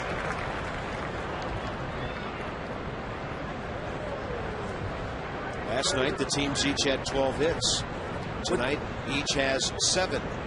You know, with the thunder that you have behind Phillips, and it's almost, in my mind, an imperative to go ahead and bunt the runner over, because you've got so many options that can drive runs in. That ball's coming back fair. but Will Nieves picks it up while still foul. And that was almost a case where the hitter stood and watched the bunt too long. Yeah, I mean, Cabrera doesn't run the ball out hard, and right there you can't wait and see if the ball goes foul. Bust your tail down the line, and again, let the umpire call it. I think had some spin on it. Look at him, he's walking, watching it. And catcher outruns him down there.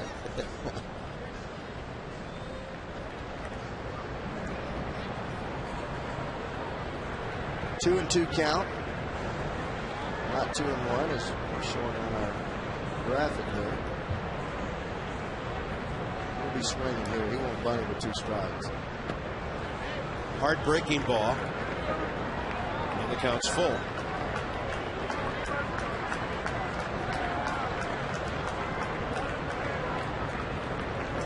Nobody out here in the 8th. This is a critical out in my mind. You can't afford to walk this guy with a left-handed hitter coming up next. I mean, if he does, he's going to be out of the game. And he's probably out of the game anyway. Left-hander getting loose in the bullpen. That's a base hit. Hit slowly enough. Cabrera scores easily. 2 consecutive hits now against the bullpen. And the Reds lead 3-1.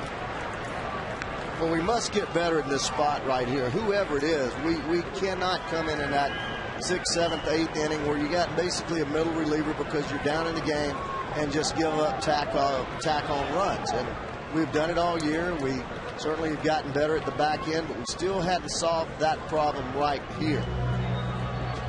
So Walker fails to retire a batter.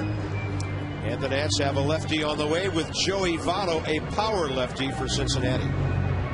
Up by 2. Voting is open for the All-Star game in Anaheim. So here we are in June, and the All-Star game about 5 weeks away. You can vote up to 25 times at Nationals.com. So vote early, vote often for your favorite Nats at Nationals.com. Sean Burnett struggling against lefty this year. He'll face a dangerous one in Joey Votto. 286 against lefties, 182 against right-handers. If you wonder why Burnett comes in here instead of Slayton, because Burnett is very good against right-handed hitters. So you bring him in to try to get Votto out, although he has struggled against left-handers, as opposed to Slayton, who would then have to face Roland and Gomes, and he's just not quite as good against right-handed hitters. Well, either that, Ray, or you bring him in, then you have to use another pitcher. Well, because he is a left-handed specialist. Yeah, you don't want to use but one pitcher here. You don't want to use 2 pitchers in this inning, more than 2 pitchers. So that's what Jim was thinking. Nats got 3 scoreless innings from their bullpen last night. Clippard, Storen, and Caps. And I only know that because he told me. He just said that he felt better right now with Burnett against right-handed hitters than he does against left-handed hitters, but he was going to continue to use him as a specialist to get a left-hander out. And in situations where they were right, left, right, he would use Burnett because he thinks he can get him out with that dead fish fastball away. That one's over the head of Votto.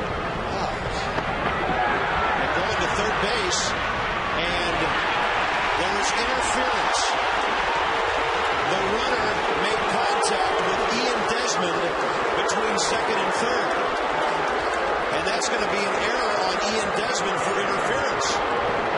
This is a judgment call, and if it's inadvertent, but really Desmond has no business being anywhere near that bad. I actually didn't see it. I was watching the catcher go to the ball, and you cannot impede the progress of a runner as a fielder without making a play on the ball.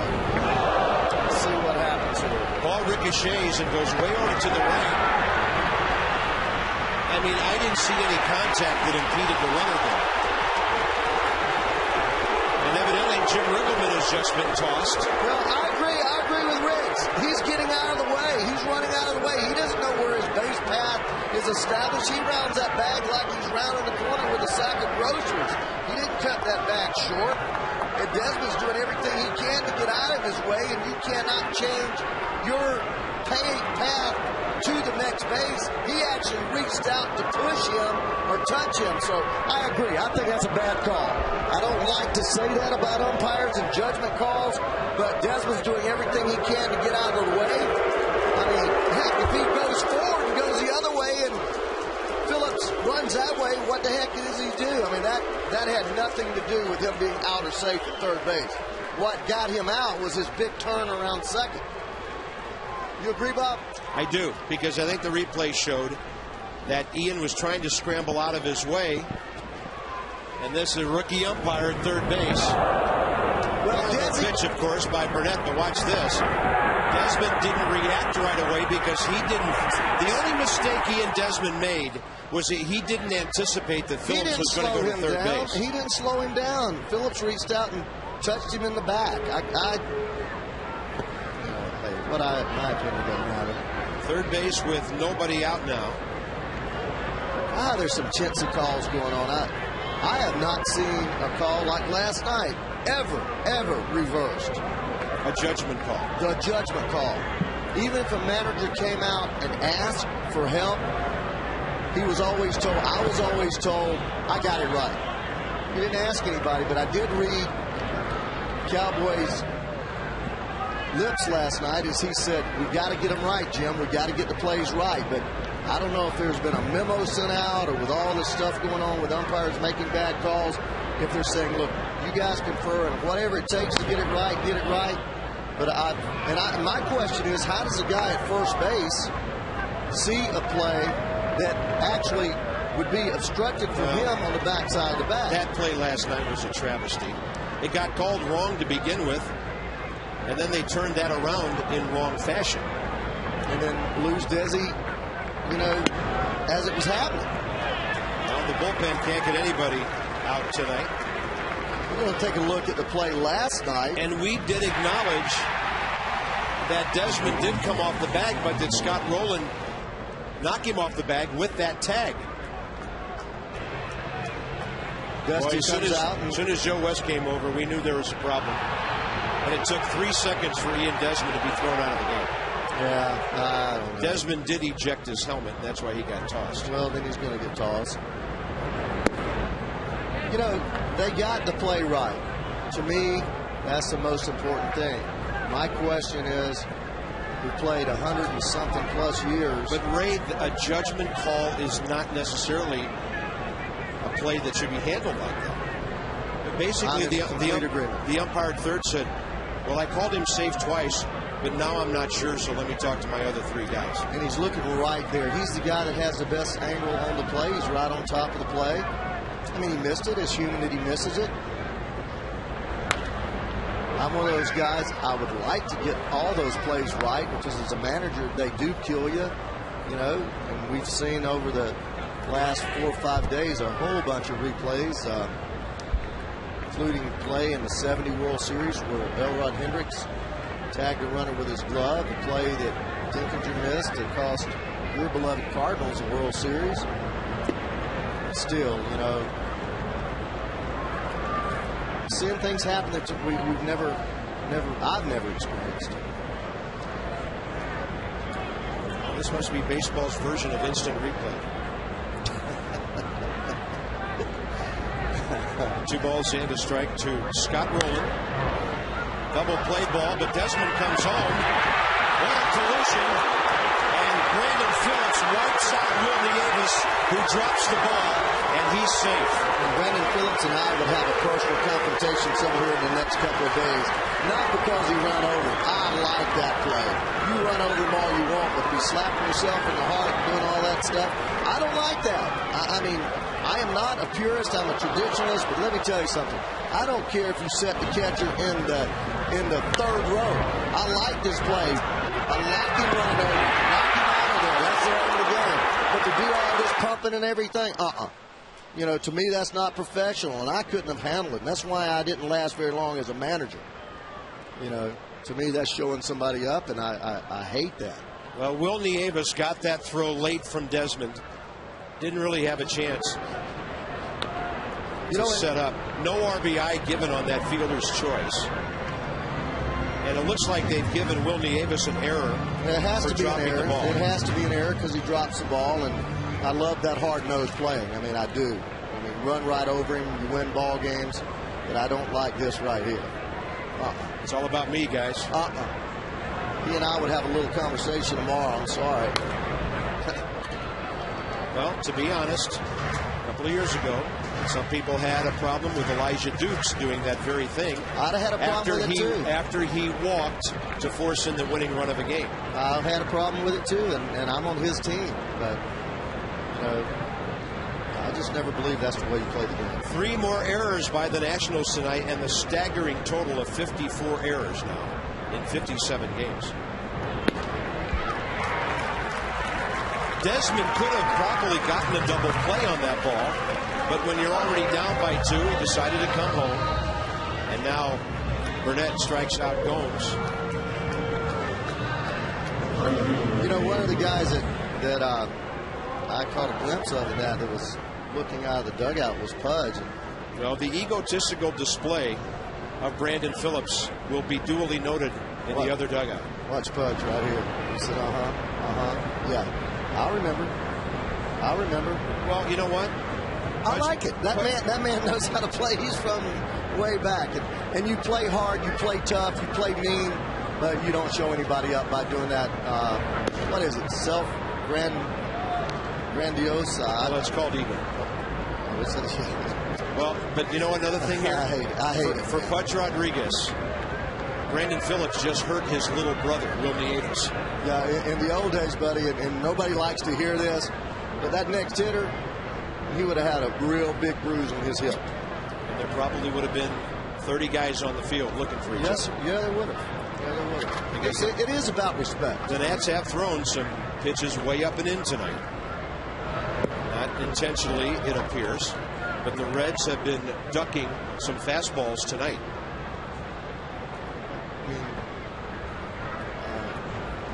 I'm just going to suppose I tell you what, I get riled up in the burn. 2-0 the count. Burnett to Bruce.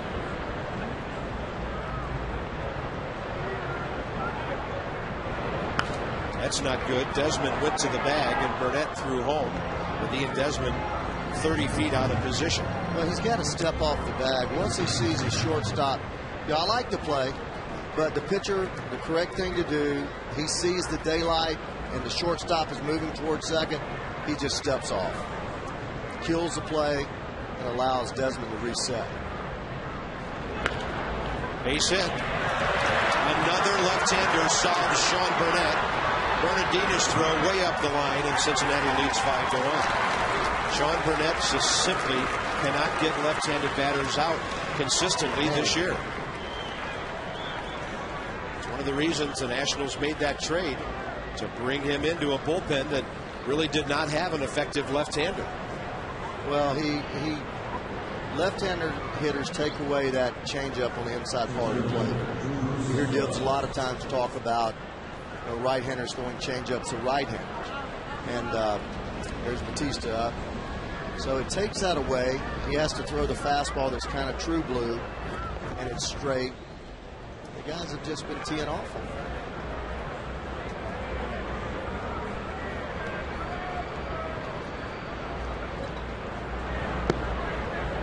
So the 2 runs charged to Walker. We'll see how the inning turns out. Right now, one of them is earned. Still only 1 out in this inning.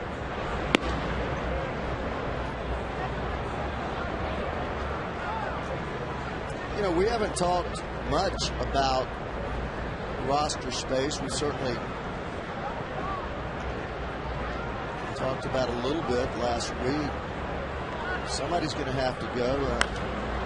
There's a couple of candidates. Adam Dunn under this foul ball. 2 outs. It's tough to move left-handers out of that bullpen because they're so rare to find anyway. And by the way, Ray, looking at the scorebook, Brandon Phillips will bat again in this game. Steven Strasburg makes his debut against the Pirates on Tuesday night. Now, John McLaren is managing the ball club. He goes out and gets the ball from Sean Burnett. So it will take the Nats another pitcher to get through this. This is presented by authority of the Washington Nationals and may not be reproduced or retransmitted in any form, and the accounts and descriptions of this game may not be disseminated without the express written consent of the Washington Nationals. Ramon Hernandez will be the hitter, as Miguel Batista is the third pitcher of this inning and the fourth in the game for the Nats.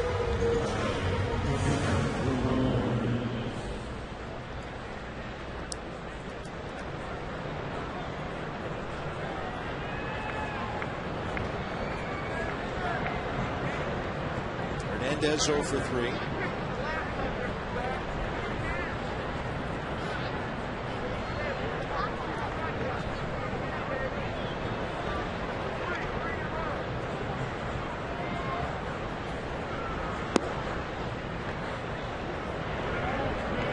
Crowd of 22,896, very quiet.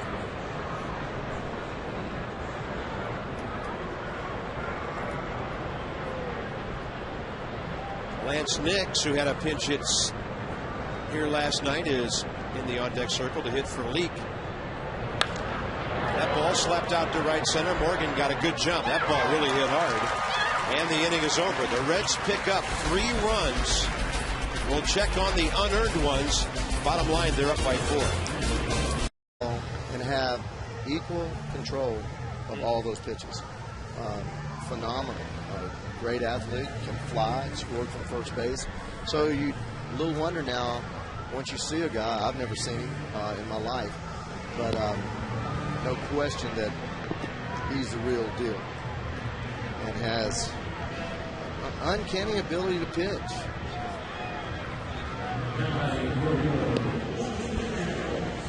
Arthur Rhodes into the ball game here.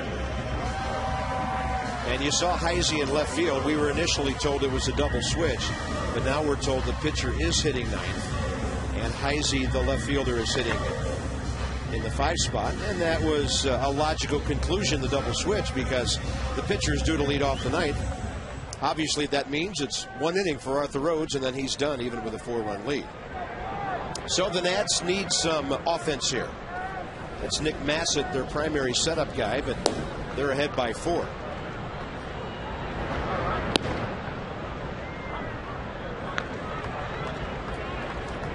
Nyjer Morgan 1 for 3 with an opposite field double.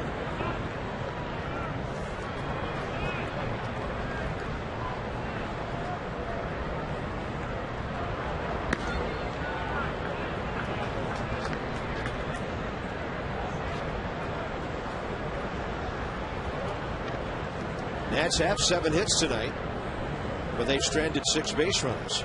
Stranded 12 in the 4-2 win last night. So both of these staffs have been walking the tightrope in these ball games with lots of runners aboard. The Reds have left 6 tonight.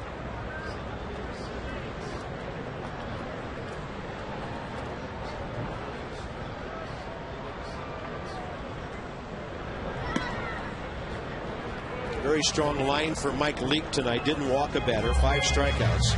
7 hits, no earned runs. And Ryan Zimmerman scored the only run of the night against him on an error by Joey Votto in the 6th inning.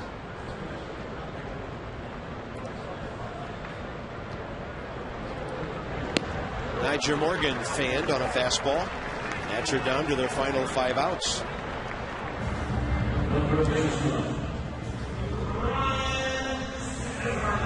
Well, he's been doing this for a long time, boy. Fastball, inner part, Nyjer swing a little over that pitch.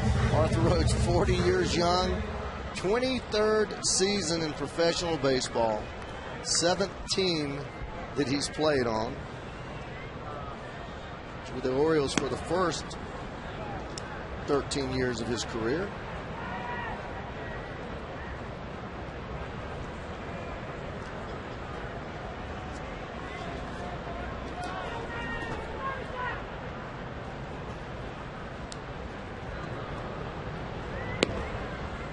Still got that good fastball at the age of 40, throwing 90.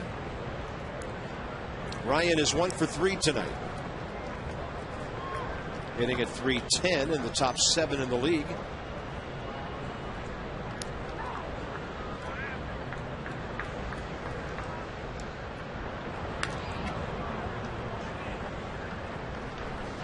Go to Chili'sBaseball.com. You could win a VIP baseball trip. And at Chili's, it's all in the preparation.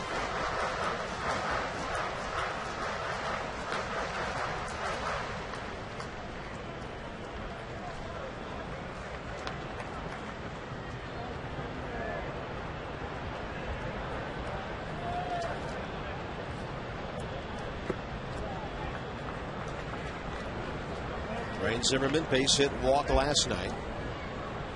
Single last time. 805 games, boy. Well, and he's teased a few teams into thinking he could be a closer. It never really worked out for him. But he'll get some effective setup for you.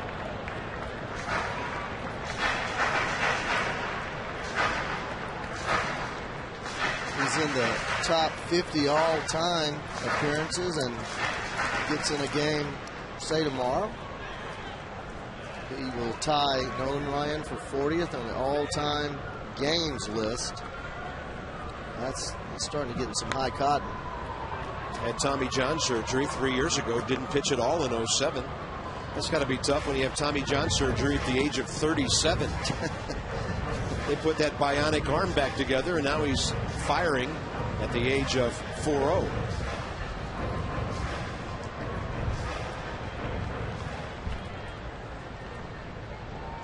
Used exclusively as a starter with the Orioles until 1995.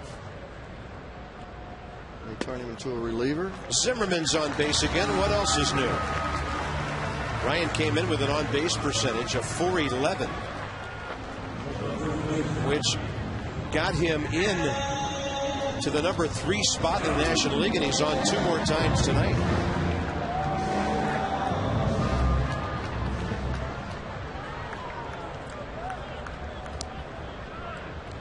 Adam Dunn, a single in the first and strikeouts in the third and the sixth. Hey, looking and swinging. A blue pen and blast, and we're right back in this ball game. Hey,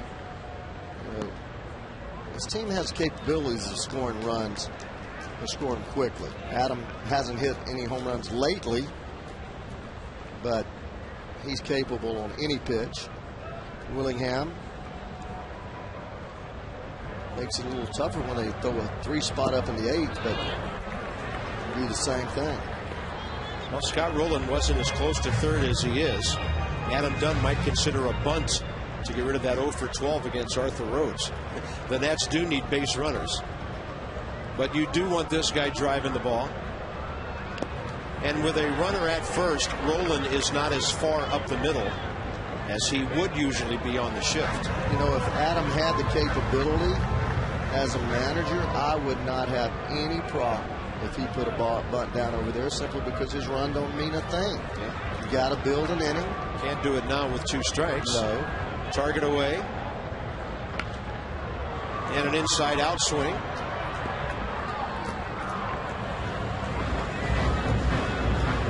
On that big sweeping hook right here, most likely.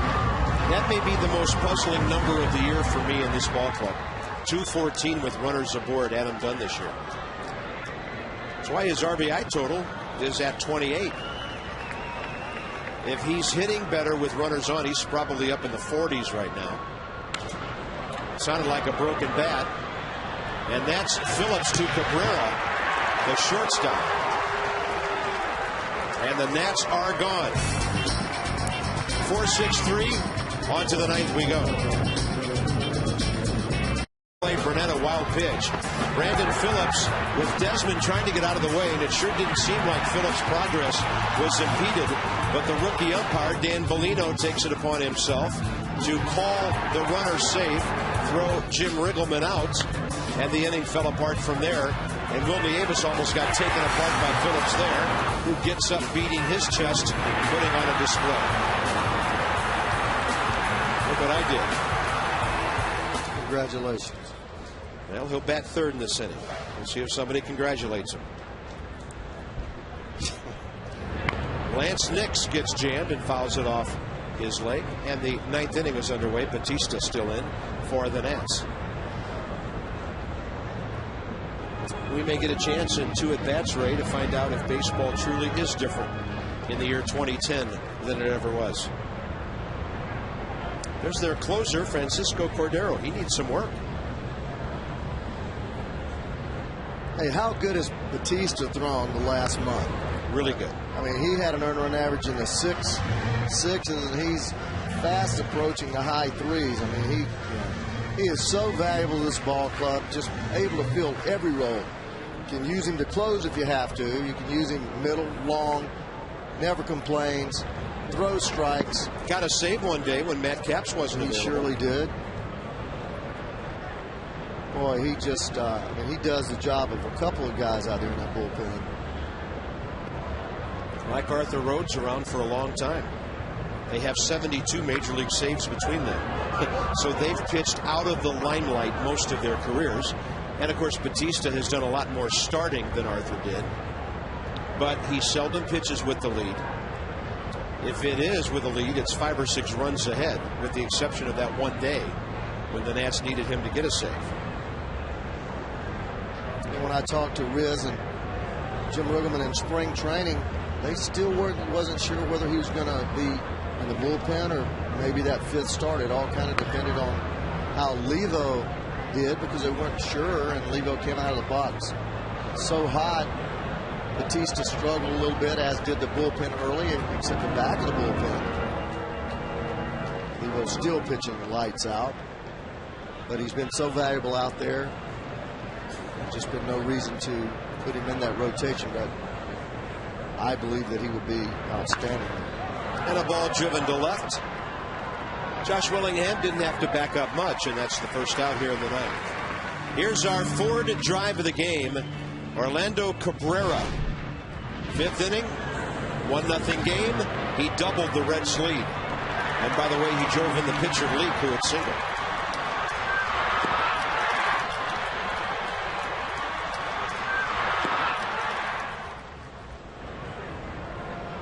Cabrera 2 for 4 with a pair of doubles.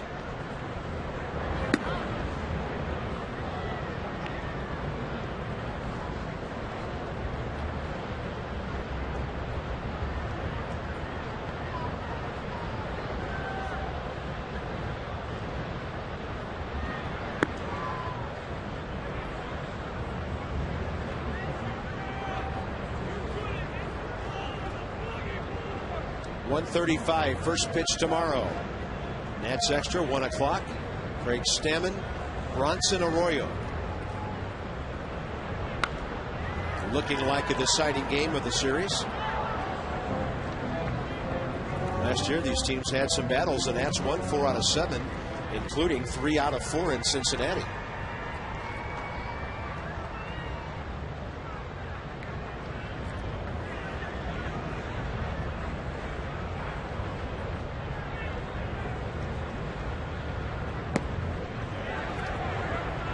That's a swing, says Angel Hernandez. Strike 2.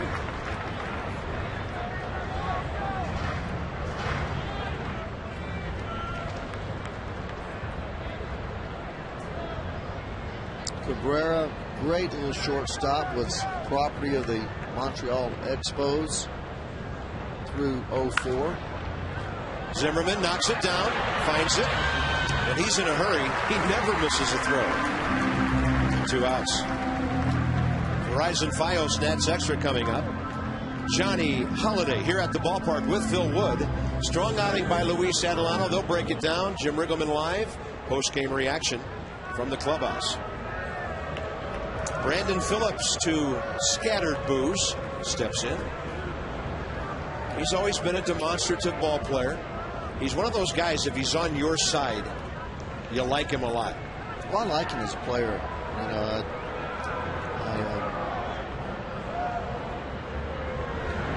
there you go. to Brandon Phillips' credit, he runs right down to first base. I think he knew it was going to happen. And a lot of guys, Ray, would have charged the mound right there and caused something. We tip our cap to Brandon Phillips now because the Nats did what they had to do. Batista has been tossed from the game. And there's no chippiness here. Well, everybody knows what's going on right there. That's the way you play the game, and I like the way Brandon handled it. And you know what? I like it. You know what, Ray? You do not have to have a warning to have a pitcher thrown out of a game. Yeah, that just changed a couple years ago, didn't it, Bob? Because I know when I managed, you had to have a warning before you threw someone out of the game. Not now. The umpires are allowed to read minds now. And they know if it's intentional or not. But in this case, we cannot fault Batista. We cannot fault Brandon Phillips. He just ran to first base.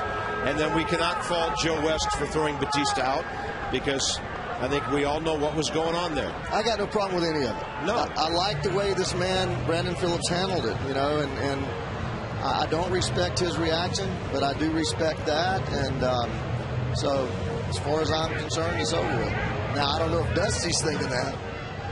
Well, surely Dusty understands what this is all about. And to Phillips' credit, he stands at first base calmly.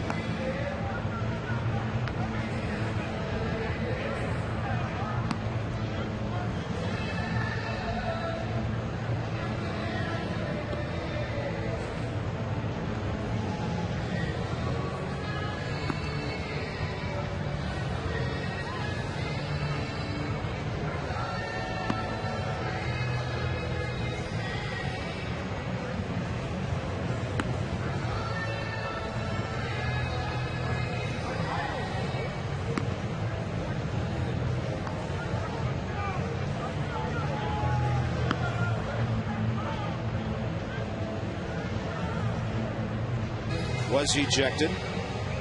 So Brandon Phillips hit by a pitch right in the middle of the back with 2 outs here in the ninth on the first pitch. Visiting with his first base coach, Billy Hatcher. You know, Ray, a lot of hot dogs in this game would have charged the mound after that. But to Brandon's credit, he went right down to first base, never even looked at the pitcher. Now, there is still the bottom of the ninth to be played. Yeah. The Reds could reignite things by retaliating, but I think right now everybody pretty much considers it's an eye for an eye. Phillips' celebration. Down he went. And at least, Ray, by old baseball rules, it's over. That's the way I played, man. And that's the way I was raised in the Reds organization, and everybody played that way back then. And, you know, you just... Well, you don't let a team or any player come into your ballpark and disrespect you. Well, it is about that. And, you know, for a long time, we were the Patsies of this league. We just couldn't play. But not anymore. And, you know, somebody directed that. And maybe with his experience, Batista chose to do it. You know what? He didn't need to be told. He didn't need to be told, but how many times have you seen it? It just doesn't happen anymore, Bob. It just doesn't happen anymore. You know, it probably doesn't happen 2 or 3 times a season. So to have it happen with our ball club, and not belabor the thought, but it's the right thing to do, and it was done correctly. Hit him in the butt, ball below the waist. And you know where I have problems is when somebody would come in on me up around my shoulders. I only charged them out one time in my life, and that was when George Foster hit a grand slam, and I'm batting behind him, and Tom Niedenfuhr was pitching for the Dodgers, and he stared at me from on-deck circle all the way to the plate. Mike Socha was the catcher, and I said, Mike, if he hits me, I'm going after him now. I said, he just stared at me. I got no problem with getting drilled, but nobody's going to stare at me all the way from the on-deck circle to the mound and then hit me. Yeah. He drilled me in the elbow, and I went and got him. And And, you know, I didn't hit the home run, but I'd been drilled many times because I hit behind Foster a lot. And not always real good. You know, and I went to first base, never thought about it. But, you know, don't stare at me and then make me think you're trying to intimidate me. Just because you gave up a 4-run homer. There's a line drive up the middle by Joey Votto. And the Reds have collected 11 hits tonight. Brandon Phillips acting like he was going to third and forcing a throw in behind him from Niger. And it'll be Scott Rowland now. Well, he is one heck of a player. And, you know, one other story real quick. I mean, Dave Parker, when I went to another network and was on national TV, they asked about, they wanted to do a segment about hot dogs in the league. You know, who was the guy that really showed off? And I said, you know, Dave Parker. You know, he hits a home run and he runs into your dugout. And then I said, you know, if that happened and I was on the mound, I'd drill him. And Dave Parker's brother heard that story. And he was in Toronto at that time. I'd been retired a couple years, and Dave and I had been friends. But he knew that I didn't like that belonging, and he's a pretty big fella. Oh, yeah?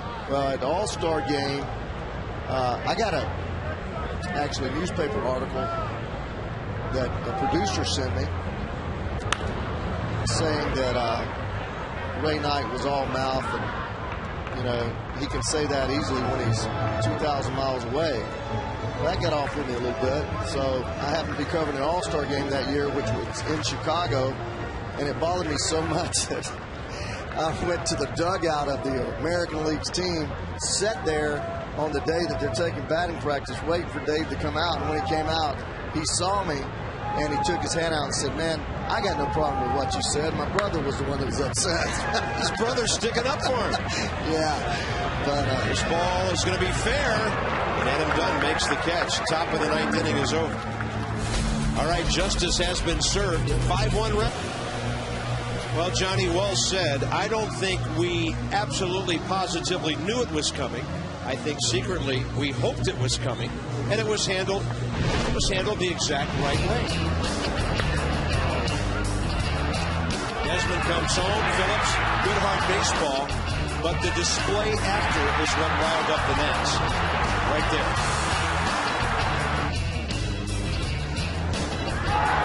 And there's payback. Batista tossed. Hey, Joe, his right arm's got to be tired right now. You know, he's becoming, Ray, he's becoming Heave-Ho Joe. I know it, man. Gosh.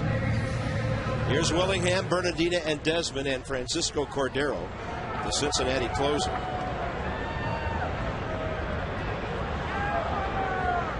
Non-safe situation.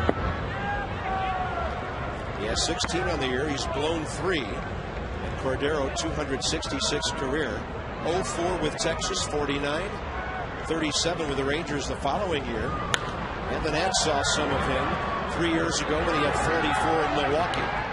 He overpowers Josh. Easy fly ball, 1 out.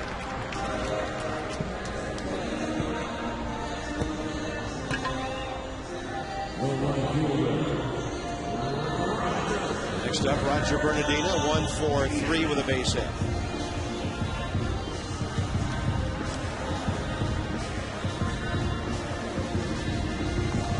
And the Reds will stay 1 game back of St. Louis in the Central, unless the Nats stage an incredible comeback here.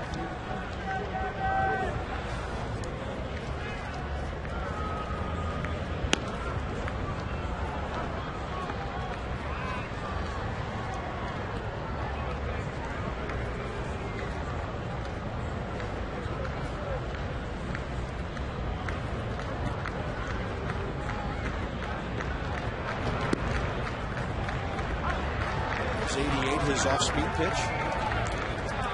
Guy's always had a great arm.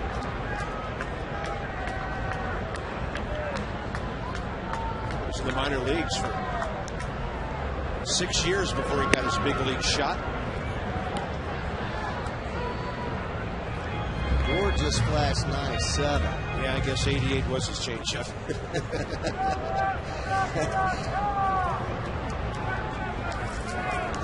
That is kind of like position 8 for a baseman, up and out. Bernardino with a good swing and a foul ball into the corner.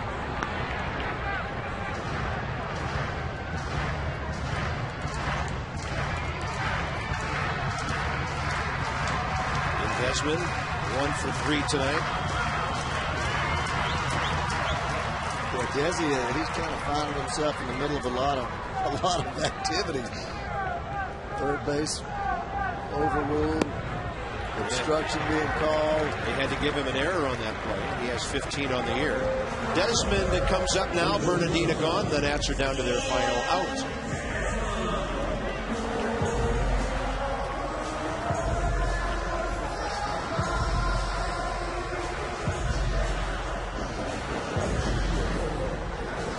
Nats have not won a series since the last homestand. They'll have a chance to do that tomorrow despite tonight's loss.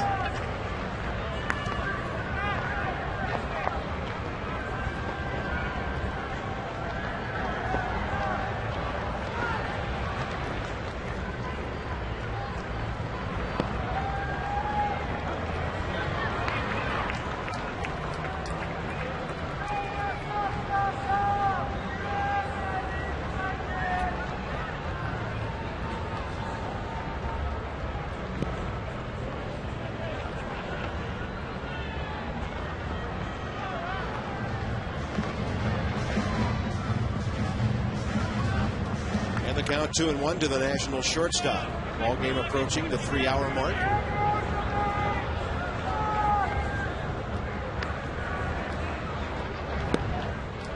And it's 2-2. His arm is pretty well intact. 86 mile an hour on that slider. 34 years old. 6 on the career saves list, active career save list, of course, headed by Hoffman and Rivera. He's been doing the job for a long time.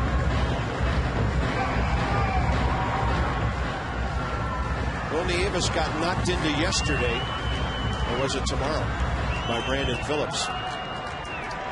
It'll be interesting to see if he does catch tomorrow. Maybe Jamie Burke gets a call. And it's 3-2 now with Will Nieves on deck.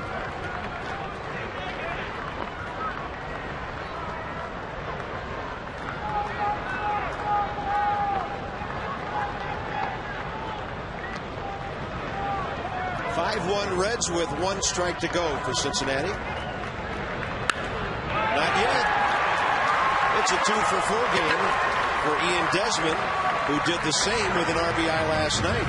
So he's having a good series with 4 base hits. He has a quick bat.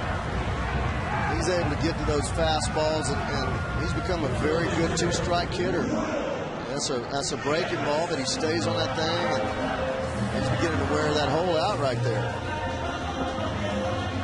Boy, he's going to be a great player. He's got everything. You mention his arm all the time. I don't think people realize how good of an arm he has. Yeah. Exceptional range. Well, you and I talked about that play on the throw to Nieves. A lot of shortstop would not even attempt that throw because they can't make that throw.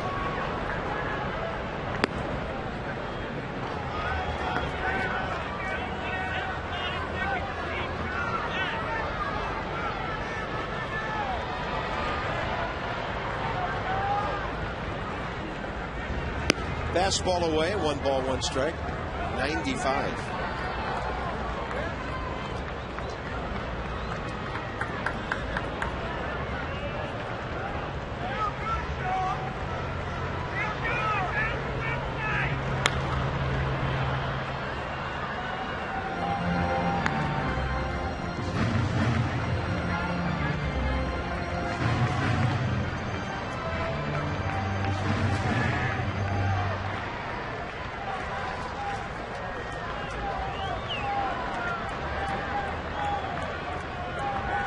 Desmond goes for second. Nieves will foul it.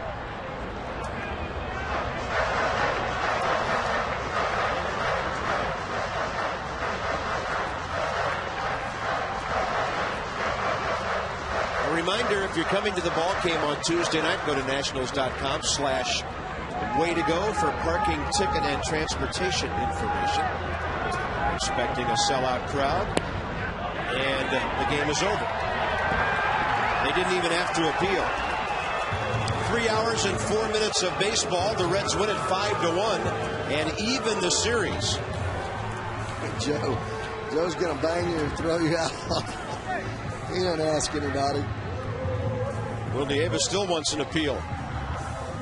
And the Reds win it for Ray Knight and Debbie Taylor, Bob Carpenter. 5-1 Cincinnati at Nationals Park. Join us tomorrow, Mass in 2 HD. The Nats conclude this series with the Reds. We'll start you with Nats Extra at 1 p.m. This has been a presentation of Matson. Stay tuned now. Verizon Fios Nats Extra. Coming up right now with Johnny and Phil from the ballpark. It's been another controversial night. Heave ho, says Joe. And so long for just a while.